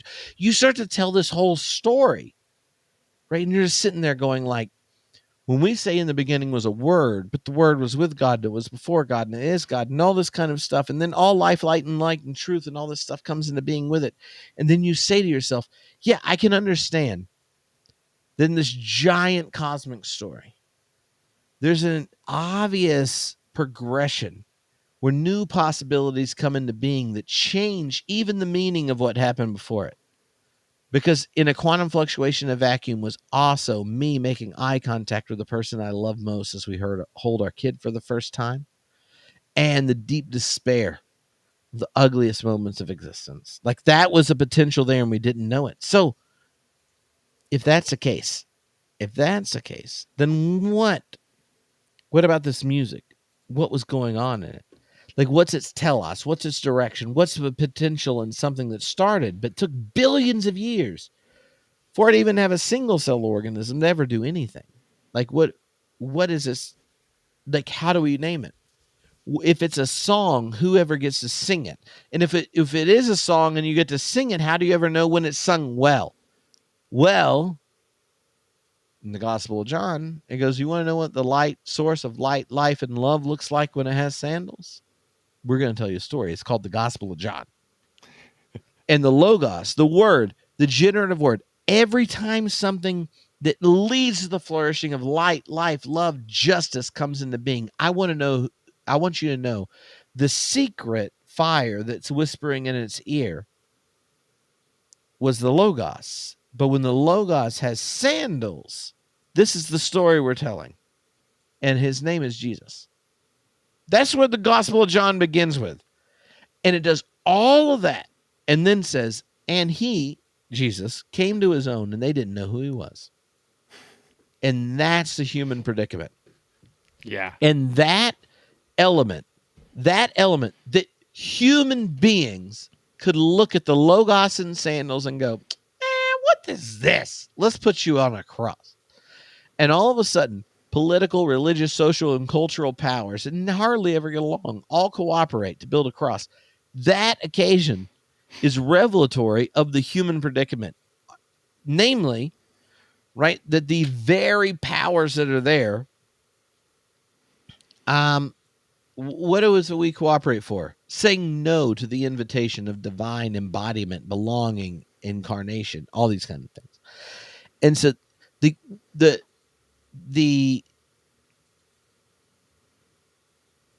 Gospel of John's intuitions about how the world works are deeply resonant with Tolkien's. No doubt. And this show gets at it in a beautiful way.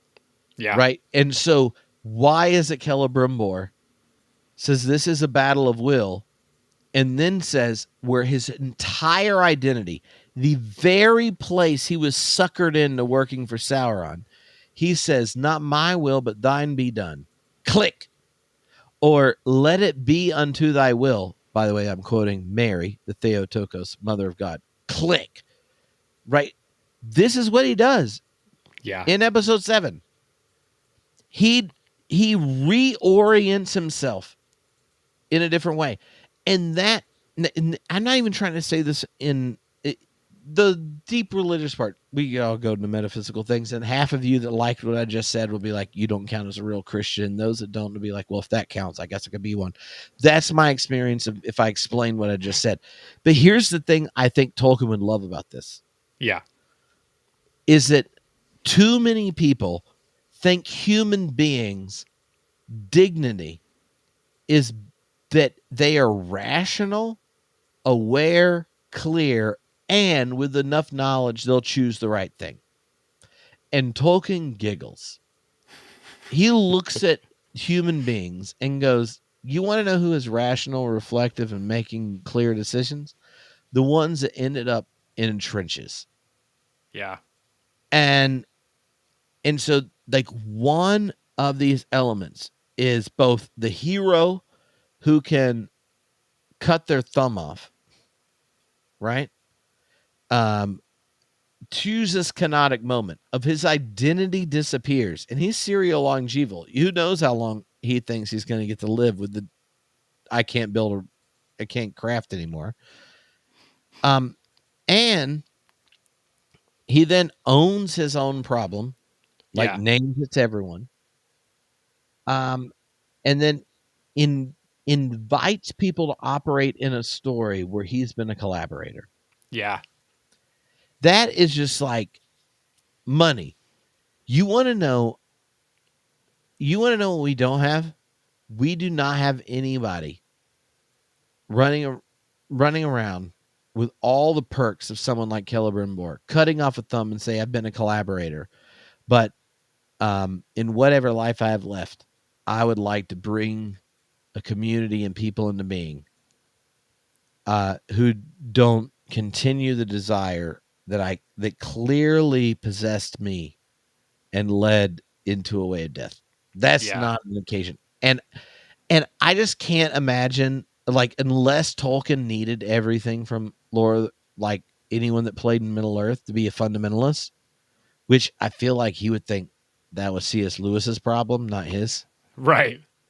Like, if you think of this as a cover song, right? Like, Bob Dylan does All Along the Watchtower and it's great. But when Jimi Hendrix did it, it was its own thing. Right.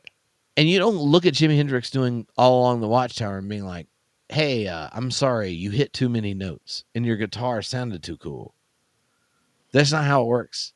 You go, oh, like, oddly enough, you can't sing, but compared to Bob, you can. And wait, the Jimi Hendrix one isn't the original? That's what gets said. It's well, not. That's what I'm saying. That's the question that people ask. It is the same as people that when people are like, I mean, it's like, why would they let Boromir go on the why was Boromir allowed to be in the Fellowship? And I'm like, I'm just like, son, I'm gonna have to set you down. But you know what I mean? Like, this is a cover song. But you want to know what? Like, the idea that J.R.R. Tolkien doesn't think that they loved his music so much that he knows that this cover song is both different and someone that loved his music, like, that's nuts. I don't see it. So, yeah. Anyway, that was a long aside. I loved it. But, like, we had a question about the Gospel of John, and I just think that's exactly the same. That, like, John is literally doing a cover song of the Synoptic Gospels, Matthew, Mark, and Luke, and is definitely not interested in updating Mark's itinerary, but it communicates something on its own. All right. Is there anything unbattle related you want to talk about? Because I didn't expect a Johannine invitation, Nick. No. I don't have it. The only thing is it's at the end though, because we've talked about Durin, we've talked about Disa and all that. But I think, and I already brought up, I think that at the end of the battle, because they are dependent. The only reason that the elves from Linden come to assist Region is because Elrond has convinced Gilgalad that the dwarves are coming, okay? Because Durin has said, yeah, we're going to be there. And they don't show up for legitimate reasons because Durin's dad goes nuts and starts killing a bunch of dwarves, right? Yeah. And Elrond's there by himself and says, Durin will come. Durin will come. Durin will come, right? And Durin's not coming. And we're going to see some misunderstanding. And I don't know if we're going to have reconciliation by the end of the show. Are Elrond and Durin done forever? I don't know. So, I mean, it is only the second season. I really feel like it's a bad idea to have them break up this early. Yeah, I hope not. And you understand it, but you know how pumped I'll be if D4 rolls in with some dwarves a little late in this next episode. I will cry. There's nothing right now that makes me think that they should. Right. But if they do, I like the big D4 energy is just going to be blowing up all over the place. I'm going to be I like, want to see dwarves battling. What if we've only seen one? I know. What if D4 shows up with an army, and they're blowing that up, right? You got big D4 energy, just like Adar can't even handle what happens when the D4 is blowing up in his backside, right? Like he comes up and he outflanks him with a dwarven hour of power, just like pounding from the backside. And then it's flashing back between this and a bunch of halflings running around blowing snake juice at the baddies. They were like, we ate lizards last night and now we're spitting snake juice at the baddies. And I feel like for those that are familiar with the plot line, not time condensed and stuff in the Silmarillion, like if you take all the interactions of the battles that might have all their elements, like you're kind of, there's really different possibilities, right? With the time constriction as to what might happen. So I have like multiple lore adjacent plot lines that could happen. Yeah, technically the Numenorians in the plotline help at the sack of Eregion. So I don't know how that would work as far as time goes. Plus, when he was touching his ball, it was all about the forming of the One Ring, and he's seeing sexy Sauron and Mordor. He's not going. There's nothing when you get the Palantir creeping out into icicles. That Farazan's like, oh, we got to go to Middle Earth, help some peeps out. Like, and could you imagine him being like, y'all, I should be king. Muriel shouldn't, but also I had an idea. I touched a ball, the elf ball, and I need to go back to Middle Earth for a battle. Like I don't see that happening. So yeah, I don't think it is. There's not enough time unless they do this weird thing where they're like, guess what? All that other stuff happened a while ago and the Numenorians are on their way. That would be kind of weird. I hope that doesn't happen, but I guess it would technically be more lore accurate or whatever. But like I said, I would prefer Durin to show up as a Deus Ex Machina and reunite their friendship. But like you said, I don't think that's going to happen. I don't know what's going to happen in the next episode, honestly. How are they going to wrap stuff up? Well, before we get there, sorry, we haven't even talked about like the cool battle stuff. Okay, Damrod was great. I love Damrod. And honestly, after that battle scene, when Damrod's song cuts in for the credits, I've not been that pumped to just like let it play since last season on the episode where the Wandering Song of the Harfoots plays. Oh yeah, I stayed through the whole credits too. I'm just like, give me that. I'm like, Damrod. And that was awesome. And I felt like Damrod was like a legit threat. It has like a plot thing, all that stuff on there, but it didn't turn it into like one of those weird battle scenes in the Hobbit movies where you're like, oh, this is in the plot, but let's just add an extra 3 minutes of like a dwarf on a ram doing Olympics and slicing junk sideways while there's all these orcs that somehow all of a sudden leveled up in battle abilities to battle them, even though everyone on the front lines, no one can do this.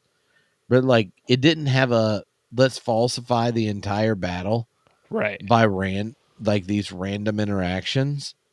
And I was kind of worried. I was worried either you'd have this like thing where it felt like a Mortal Kombat battle where in the middle of a war there's like Damrod going to town against random heroes, or it's like incidental, and that they use some of these of like the time of Damrod for him giggling as he's dying. That was so gangster. Like everything about him giggling just made like that. This is how he died, where he's just like death. Like he's just like, oh, I mean, like he had that Stalin feeling. Like, yeah, I did go down. This is bad, but like I got a great kill rate. And Well, you're just like, well, you little sick turd. Like, this is what you're thinking about. one, I wonder too if he's like a product of Morgoth. You know what I mean? Because he's got that pure destructive energy, right? Because he's not in it. Oh, Because like, Adar bringing him in is like a kind of forsaking his children by having that like Adar is inviting that Morgoth energy. right, the destructive chaos into the control. Yeah, Mm. and like you said, I like the balance between, because they're balancing between the Legolas defying gravity, which in the Two Towers, him skating down the stairs, I don't get as mad as some people do. I actually love that scene, but I do get mad about Legolas climbing up stairs that are falling in If the they Hobbit. just added 5 minutes of Gimli in the cavern slaughtering orcs trying to come in while also getting turned on by the sparkle of the rocks, that would be.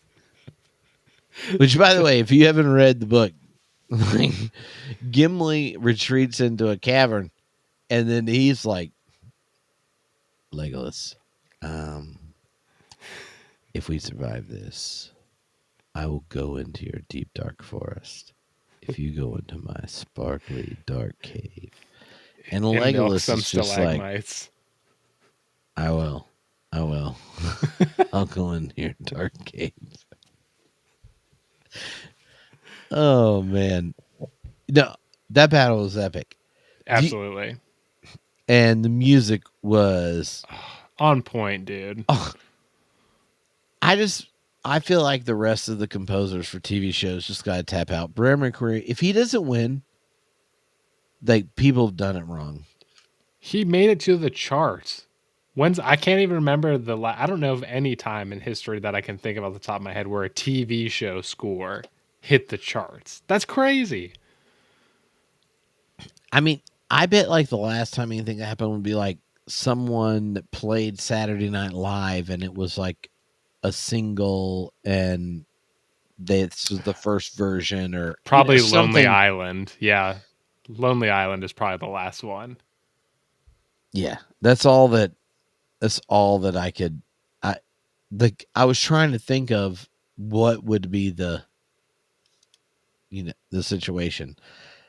Maybe like when VH1 storytellers, if the internet was advanced enough that they released it the day after, or something like that. I don't know. But yeah, The all right. So one of the other things that happened in this was Arondir. Oh yeah. He's not dead, is he? No, I can't. He can't be dead. All right, because he gets that Adar gives him a little slice. But he's Adar stabs Elrond too, right? Or is that Elrond gets hurt and then Adar comes? Yeah, something like that. Because yeah, go ahead. Elrond is injured, but not like nothing. Oh yeah, he didn't get run through. He just Yeah, might be fatigued and Arondir, cut. like he gave Adar he pulled an arrow and just stabbed him, Yeah, and Adar gave him 2 pokies, but he was still moving at the end of the show, and I'm just like, somebody's got to get one of them elf rings up in that piece and wiggle it around, because he's really cool. Like, if we start losing if we don't need all the characters to be ones we know are still existing or already dead, you yeah. know? Well, and And I yet, wonder too if because Gilgalad's been kind of playing like the disappointed dad, where he's like, "All right, mhm, Galadriel, I didn't listen to you, but also like it's kind of your fault." And now Elrond, right? He's like, "Oh, we can't do this without backup." And Elrond's like, "I got the dwarves," and nope, no dwarves. Elves are dead, and guess what? Adar has the ring now. I could see Gilgalad coming in and healing yeah, Arondir and be like, "Look what I had to do to clean up your mess." yeah, yeah. And it's one of those things. Like, here's what's cool about this show is I know I at this point, one, I wish that we had not watched 3 episodes at the beginning, because then we'd have Agreed. 2 more weeks of fun. And like, anything I would have done differently or whatever about the show is those are differences between people I know that if we hung out, I would know they loved the story and stuff as much as me. So then it's like, oh, this is you doing your thing. Yeah, This is your cover. Because my cover, I didn't even know Waldrick existed, but now I know that that's actually the main character. right. And he hasn't been resurrected yet. So I am looking forward to the resurrection of Waldrick in the final episode. Same. Um, and obviously the off season, like Game of Thrones, or like, oh, we'll do House of Dragon. Oh, we got these between season shows. We're gonna do these little stories in the universe. Yeah, we're gonna have the Waldrick story. That's how it rolls. But That's how it rolls. but so if you think, oh, they're doing a cover song, and you're like, I think they do good cover songs, then to me, this is an episode where the threads of the lore they've kept and the new additions, right, like characters, or like, say, how Cimmerils or Mithril, or the construction of the rings, these things that are like their versions, right? It's like that. It's like doing All Along the Watchtower, and Jimi Hendrix is like, but what if I plug my guitar in an amplifier? Yeah. Right? It is obviously different, but we also know the song. At episode 7, I think, oh, episode 3 is going to be the guitar solo, and this is where we realize, like, this person really should have done this cover song, not because there's like ever a chance in the universe someone like you or I would ever go like, oh no, that Dylan wrote this song, but I forgot. Like, that's Right. not going to happen. No. But isn't there like something cool about going, oh, I know they love it, they're doing their thing, and the end of season 2, even these weird things that I initially was like, I don't know, that you're sitting here going, no, like Celebrimbor cut a finger off. Tom Bombadil is giving in rune a thing, the proto Gandalf, the inverted Gandalf line, but it also means he has to choose his friendship. This Durin the Fourth is talking to Durin the Third, which never happens because they are not. None of them are alive at the same time, and yet he says the most Tolkien line in the entire series. No, you belong to it. That's literally the whole question of power. You're sitting there, and then you got someone with lizard breath kissing somebody while they milk snakes, and that is as erotic as Tolkien ever gets. And there you go, because it's right there, and you're all worried about the other kiss, but it's just the other kiss is just Galadriel playing Adar, like Adar played Galadriel. Right. It's money in the bank. Yeah, they're not in love. Elrond said, hey, I promise I will do whatever it takes to fight Sauron. Yeah. That's what he did. He kissed her, not a big deal. And as somebody who has a family, that if you go to the wrong church where all the relatives are, everybody kisses everybody. It's really weird the first time, but after that, you just know it's coming. You're like, it's fine.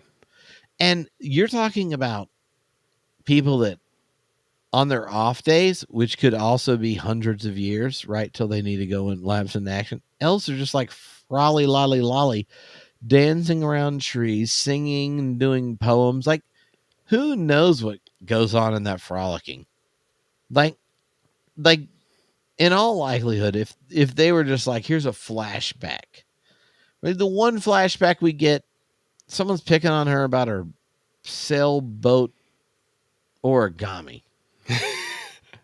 Like, come on. Like, you know why? Because everything else is just so trolley flolly lolly. Like, I bet they all hug and kiss and junk all the time. Everything tells me that elves would creep out the other species about just how like physically intimate they are, because like even when they get married or they have kids, there's like so much more involved in that. Right. It's not like a sliding scale. You're not like sitting there and you like hug somebody and all of a sudden it's a middle school boy and he's like, this is my aunt. She's 40 years older than me and 100 pounds more than me, but nonetheless, I'm attracted to this for this moment. That doesn't happen for elves. This is like, and so, that this is just Tripp's version. No, and what you got is like the kissing here, right? And I'm at like the snake handling. So the stores and the Harfoots are just the Pentecostals, the weird ones out in Appalachia. They're handling snakes, kissing each other. Handling snakes. Oh. Sorry, no disrespect to Appalachia. I don't really think that all Appalachian churches are snake handlers and kiss their cousins. But yeah, too soon, Nick. Too So, soon. sorry. What happened? You experienced devastation from a hurricane. Maybe you should have stopped kissing your cousins. We'll have to tell Taylor this one. Theology Beer Camp. All right. Okay. Predictions for episode 8. I think that Gilgalad definitely is going to be condescending. I think that we probably will get, whether it's separate or together, I think we're going to get an Elrond and Durin the Fourth kind of, sort of mini breakup. And well, why would you say that? There's certain lore energy behind this. Yeah. And part of it is because later on, which is not explained really well. I mean, there's some deeper parts where they kind of Tolkien hints at, but there wasn't always a rift between elves and dwarves. There's specific things that happen that lead to the dwarves and elves becoming estranged. And of course, they both have their own versions, right? Even in the Peter Jackson films, right?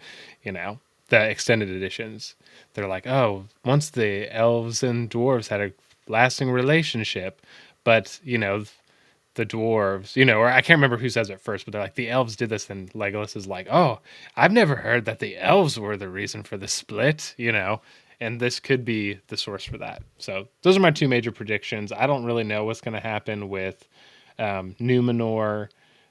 I think we are going to get a mystery box again with the stranger. I think like what you said, which I won't take, but I think we're still going to be like, who the heck is the stranger? Like, I don't think we're still going to get the answers. I don't think we're going to get the answers.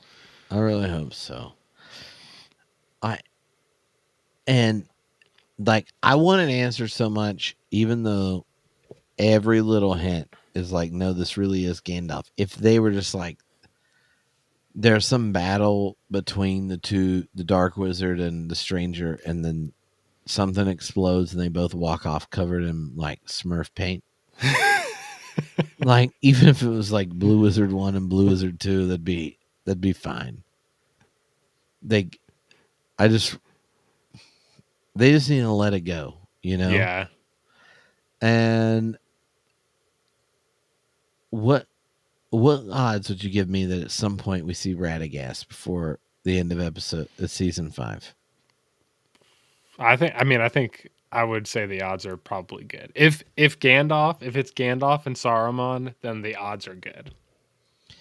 And will he already be using weed and psychedelics when we meet him, or will someone introduce it to him? I kind of get the Harfoots and the Stores kind of give me like vibes that like kind of similar with Merry and Pippin acting like they're high at the battle at Isengard. I feel like the Harfoots and Stores already have that kind of energy. Yeah, they were like, all the venom sticks we don't use in our blow darts, we put in our pipes. You want to drink this? Freshly milked snake venom. I was talking to a friend the other day who out of nowhere was just like, I smoked this psychedelic frog's secretions. What? Yeah, and this individual, there's nothing about them that would make me think this is a possibility. Like, obviously, certain friends of mine that this is their bread and butter or research area, or they do this stuff all the time. This was not that. And this individual just like said it out of nowhere. I was like, what? Whoa, what did you say? He's like, yeah, I had a ego death, talked to Jesus and my dead grandmother, and I really haven't figured things out after that. And I was like, huh? Who are you? Yeah, and in my head, I'm like, I just remember you being my DD because you were like, I don't really feel comfortable drinking in public. And I was like, all right. And then this came out of nowhere, and I was like, no, all right. But and when he was describing how the whole like frog juice gets turned into something you smoke, that's what went through my head when they're just like sitting there milking that snake. They're ready. Like, psychedelic powwow. It's going to kill somebody, or it's going to take them to the astral plane, or whatever. The dream time. Yeah. All right. So next week, we're gonna have some fun because my confidence about the grand finale is pretty high. Me too. And I want to see some blow darts. And also I want to know why those people are like, oh, the Dark Wizard made us wear these masks. Like, you don't know whatever he's up to. Dude, I didn't even think about the darts being kind of like a Chekhov's gun thing. They got to use those darts again. They have to. And there's some connection right now that we know the cutting of Sauron's hand went into the fake mithril, and the Dark Wizard and the whole recreation of Moth Lady. You know, the Moth Lady that's like, yeah, and the stranger took out, and she gets rematerialized after some bloodletting. So we got snake letting, we got bloodletting for the fake mithril. That connection makes me still. I think it's Gandalf, but I still am skeptical that this is Saruman, because these things using his blood feel like they're made from his essence, because how does Tolkien or how does Sauron control stuff? He pours his essence into the rings. Okay, I I'm really saying hope that's not Saruman. I also Saruman hope, has to go bad right, later. Gandalf showing up early, but being Gandalf and learning to be Gandalf with Tom Bombadil, given their like exit, like Gandalf he pieces out with the hobbits to go do a debrief right, with Tom Bombadil. Like that is a plot point where you're like, okay, book 6 in Lord of the Rings, this happens. It makes perfect sense. He's got to talk to him. That and nothing about their relationship here makes me like weirded out if it goes the right way, yeah. It's But Mizarbul. It's Mizarbul. It's a Nazgul. That's all I'm saying. but if Saruman is the Dark Wizard, then I'm gonna be like, that's kind of weird. Like you're supposed to be sad Right, when Saruman gets suckered in. right. And he would have to be Saruman, go bad, be redeemed, somehow get trusted more than Gandalf and everyone else in the council, and then fall again. Yeah, Like the only way that would work is if he died, came back the white at season 5, demonstrated through some sacrifice that he deserved leadership and integrity and authority. And all these people that didn't die are like, oh, I guess we can set aside that whole dark wizard phase. Like, no, yeah, it's too much. It's too yeah, much. that's too much. Too much. He would have to lose both of his thumbs, right, to really Yeah, get both of them redemption. would have to go. He'd have to lose both of them, and instead of an ancient hammer, they're like Celebrimbor's vice. Ooh,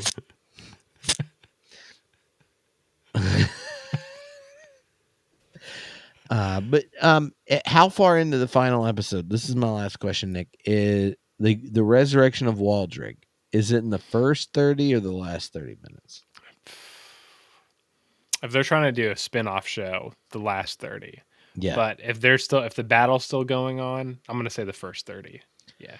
If Waldrig rematerializes on a sword that's still plugged into and he's like comes out of it, and he's like, oh, so much of him got sucked in, and it wasn't like all of him, but it was like most of him. So now he is the size of a halfling, but he looks like Waldrig, right? So like he hadn't had enough of himself sucked out by the sword. He's just like partially sucked off by the sword, but not like fully. And so you got a little 3.5 foot Waldrig, but he's still now he's holding a big old sword that's probably taller than him. And he's like doing this number because he's not quite strong enough after rematerializing, at 50 inches. He's like Deadpool with baby legs. No, he wouldn't even be 50 inches. He'd be 42 inches. Let's give him 42 inches. He's like 42 inches swinging around a 48-inch sword. And he's rematerialized. And this is they're like, whoa,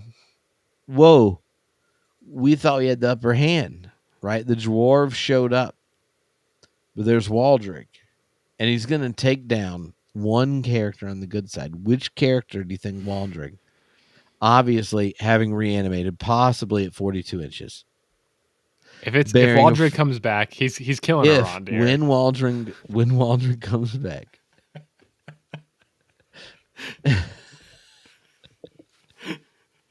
Sorry, when Waldrick comes back. You got to take a step out in faith, Nick. You got to step out in faith. When Waldrick comes back, Arondir, he doesn't die from Adar. And there's a battle going on, and Arondir kind of stands up and he's like, what are you still doing here? And he's like, I'm not dead yet. And then Waldrick is like, Adar can finish his foes.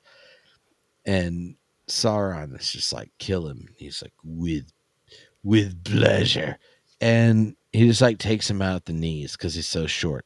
Because he can get sucked off completely. It was just like a partial suck off by the sword. So when he is reanimated, he's kind of short. Or what if he pulls a Kemen? You know, like what if like Gil-galad heals Arondir, Waldra comes behind, and you just hear like a little Lilo and Stitch voice of him where he's like, have you heard of Sauron? Give me the Why meat does Sauron? and give it to me raw. Have you heard of Sauron? Give it to me raw. That sounds like exactly what Waldrick would say, honestly. Have you heard of Sauron? Give it to me raw. Cut. End of season. And everyone's like, this is this amazing season, whatever. Well, why in the last 2 minutes did Waldron get reanimated as an angry, pissed off hobbit?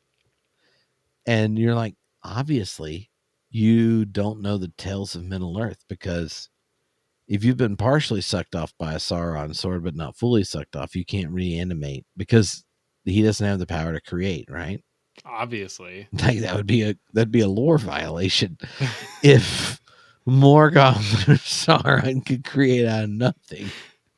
So how much of him got sucked off out of the sword is like a really important variable. Yeah, huge. So he only had 42 inches of Waldrick got sucked off. So that's all that shows up. But the sword's the same size because it was already sucked out completely. Hence he created Mordor. So when the fully sucked off sword and the partially sucked off Waldrick shows up at 3 minutes out, takes Arondir out, chops him off at the legs, scene, some people are going to go like, where'd this come from? What is this plot line? And the 191 people that are still on this live stream are going to say, They're I knew Waldrick it- fans. I knew it was coming. And they're going to say, how did you know it was coming? And you're like, look, you have to know the ratios.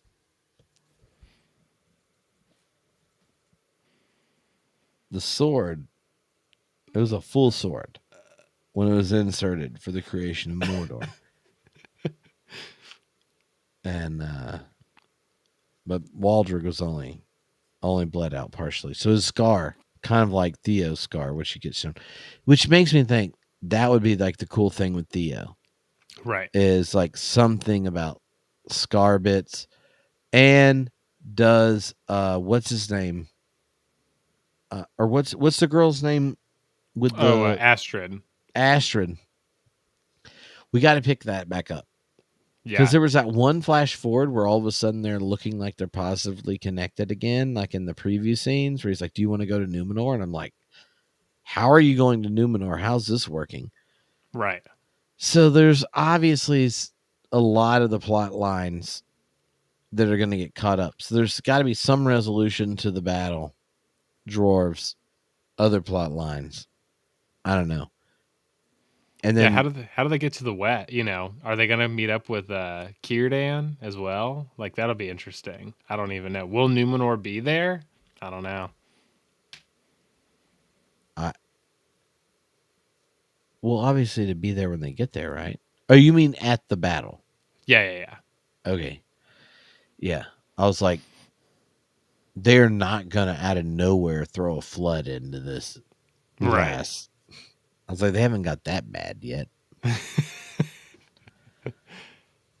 But yeah, and if they actually have a Balrog in the next episode, it's gonna have to be 2 hours. Right. It better be a long freaking finale. That's all I'm saying. I want the rest of the battle, and you got to possibly Gandalf got to get his staff. Right. Got a Balrog energy blowing up downtown. You got to figure out what the milking of the snakes was good for. I mean, there's a lot of stuff going on, and that's not even without the real crescendo Waldrick. Maybe Waldrick gets back to human size by stealing some mint wash.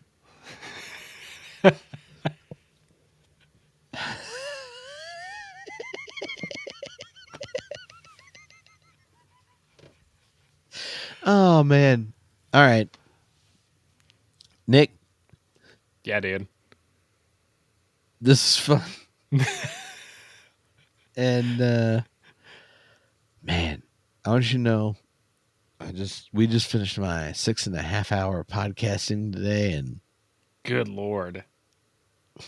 yeah, basically the time I wasn't podcasting until kids got home from school, I was watching these episodes while I lifted weights. So I think I'm going to be asleep within 10 minutes. Yeah, dude. And then maybe you've been asleep and you wake up and the release of Rings of Power will already be out, I'm just kidding. I'm throwing you off. I just meant you're going to sleep for like 2 days. Have I like lost what day it was? I swore I was supposed to go see Jeff tomorrow. I'm driving to Virginia because we're recording the next 2 episodes of like our voiceover bits for the Bonhoeffer series. Oh, hell yes. Did you listen to the one that came out today? Is that the one with Reggie? Yeah. I haven't listened yet. Okay. One, just let me know when you do. I don't think there's like an episode, like, I mean, as ones I've like really enjoyed or whatever, but the whole production, editing, the narrative and junk, there's one sentence I wish I'd said differently, and everything else I just am very proud of it. Dude, the first episode is crazy. The score, the little flashbacks with like the typewriter and the this episode's even better. Oh, I'm so excited. Like way better. Not because I didn't like the first episode. I was very proud of the first episode, but this episode has Reggie Williams at peak Reggie Williams. Stick it to Eric Metaxas. Stuff like how Bonhoeffer left nationalism and militarism behind. His friendship with Frank Fisher, Abyssinian Baptist, Harlem Renaissance experience, and then also like we do the story of him going with Jean Lasserre, French student who was also like a postdoc at Union at that time, and they go to see All Quiet on the Western Front. Or Quiet on the Western Front, Quiet on the Western, the film, and they have this powerful experience that gets talked about in like letters and stuff later. We tell the story, and like a lot of scholars talk about it. When David was working on it, he went and got the audio from the scene that Lasserre and Bonhoeffer both mentioned, that was like this transformative moment where the American audience is laughing at the German and French. Like they're pulling for Germans because of the way the book's written. Right. Killing the French. And then his friend is a French guy. And then there's a scene where one French soldier has been killed, and the German soldier that came in to the trench, he's like, will you forgive me? I'm going to go take care of your family and this whole thing. And these 2 Europeans have had this experience of like Americans like laughing and cheering at the death, which they all have friends and family. Bonhoeffer's older brother, Walter, died in the war. And that was like this experience that had where they developed a friendship, where then he took Lasserre's like pacifism and reading of the Sermon on the Mount seriously. And then he has these experiences in the Black Church and in the Harlem experience where he takes they both, it's like this story of taking the other's experience so seriously that this nationalistic like militaristic vision no longer counts as the gospel. And anyway, Jeff and I spent so much time. It shows up in all the interviews. It's so important for Bonhoeffer, and all day, like people that have watched it or not watched it, listened to it and stuff, have sent messages. And when they're like, "Oh, I had no idea," I was just like, because there's so much work into it. And David, when he was working on the sound and stuff, has this whole like weaving the Strange Fruit song from Ella Fitzgerald. Oh yeah. In it, which is a Harlem Renaissance song telling, like, I mean, like with the Quiet on the Western Front dialogue and like all of it together. I'm just telling you, like, my God, dude. Okay, if you just read the script of everything we say from the interviews, you're just like, this is money, right? And then when he sent me back the first version, all dolled up, I'm like, oh, this is inappropriately good. And it's rare that I'm like, I kind of question your soul if this isn't animating. So but it got so much better. It made me think like, I mean, I know Jeff and I technically wrote, read, interviewed, and edited all the things that were said, but it's still way better. Like, I don't recognize how good this is.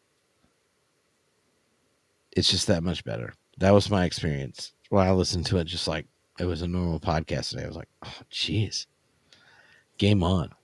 That's what I'm listening to on my commute tomorrow. So Do I it. just finished. You gotta text me when you get done. You're gonna. Okay. There's this particular moment in it. You're gonna say like, "Oh, junk, Damrod just came out of the forest." Oh shit! Damrod moments. Yeah, you're gonna say, "Whoa, whoa, whoa, whoa, whoa." Never mind. I'm passing on a joke. It was. I'm not gonna make a Bonhoeffer learning joke related to Waldrig. It's milk. It's snake milking. You know that good. Yeah, you're gonna know what I had for dinner. All right, Sam and Frodo, 2024.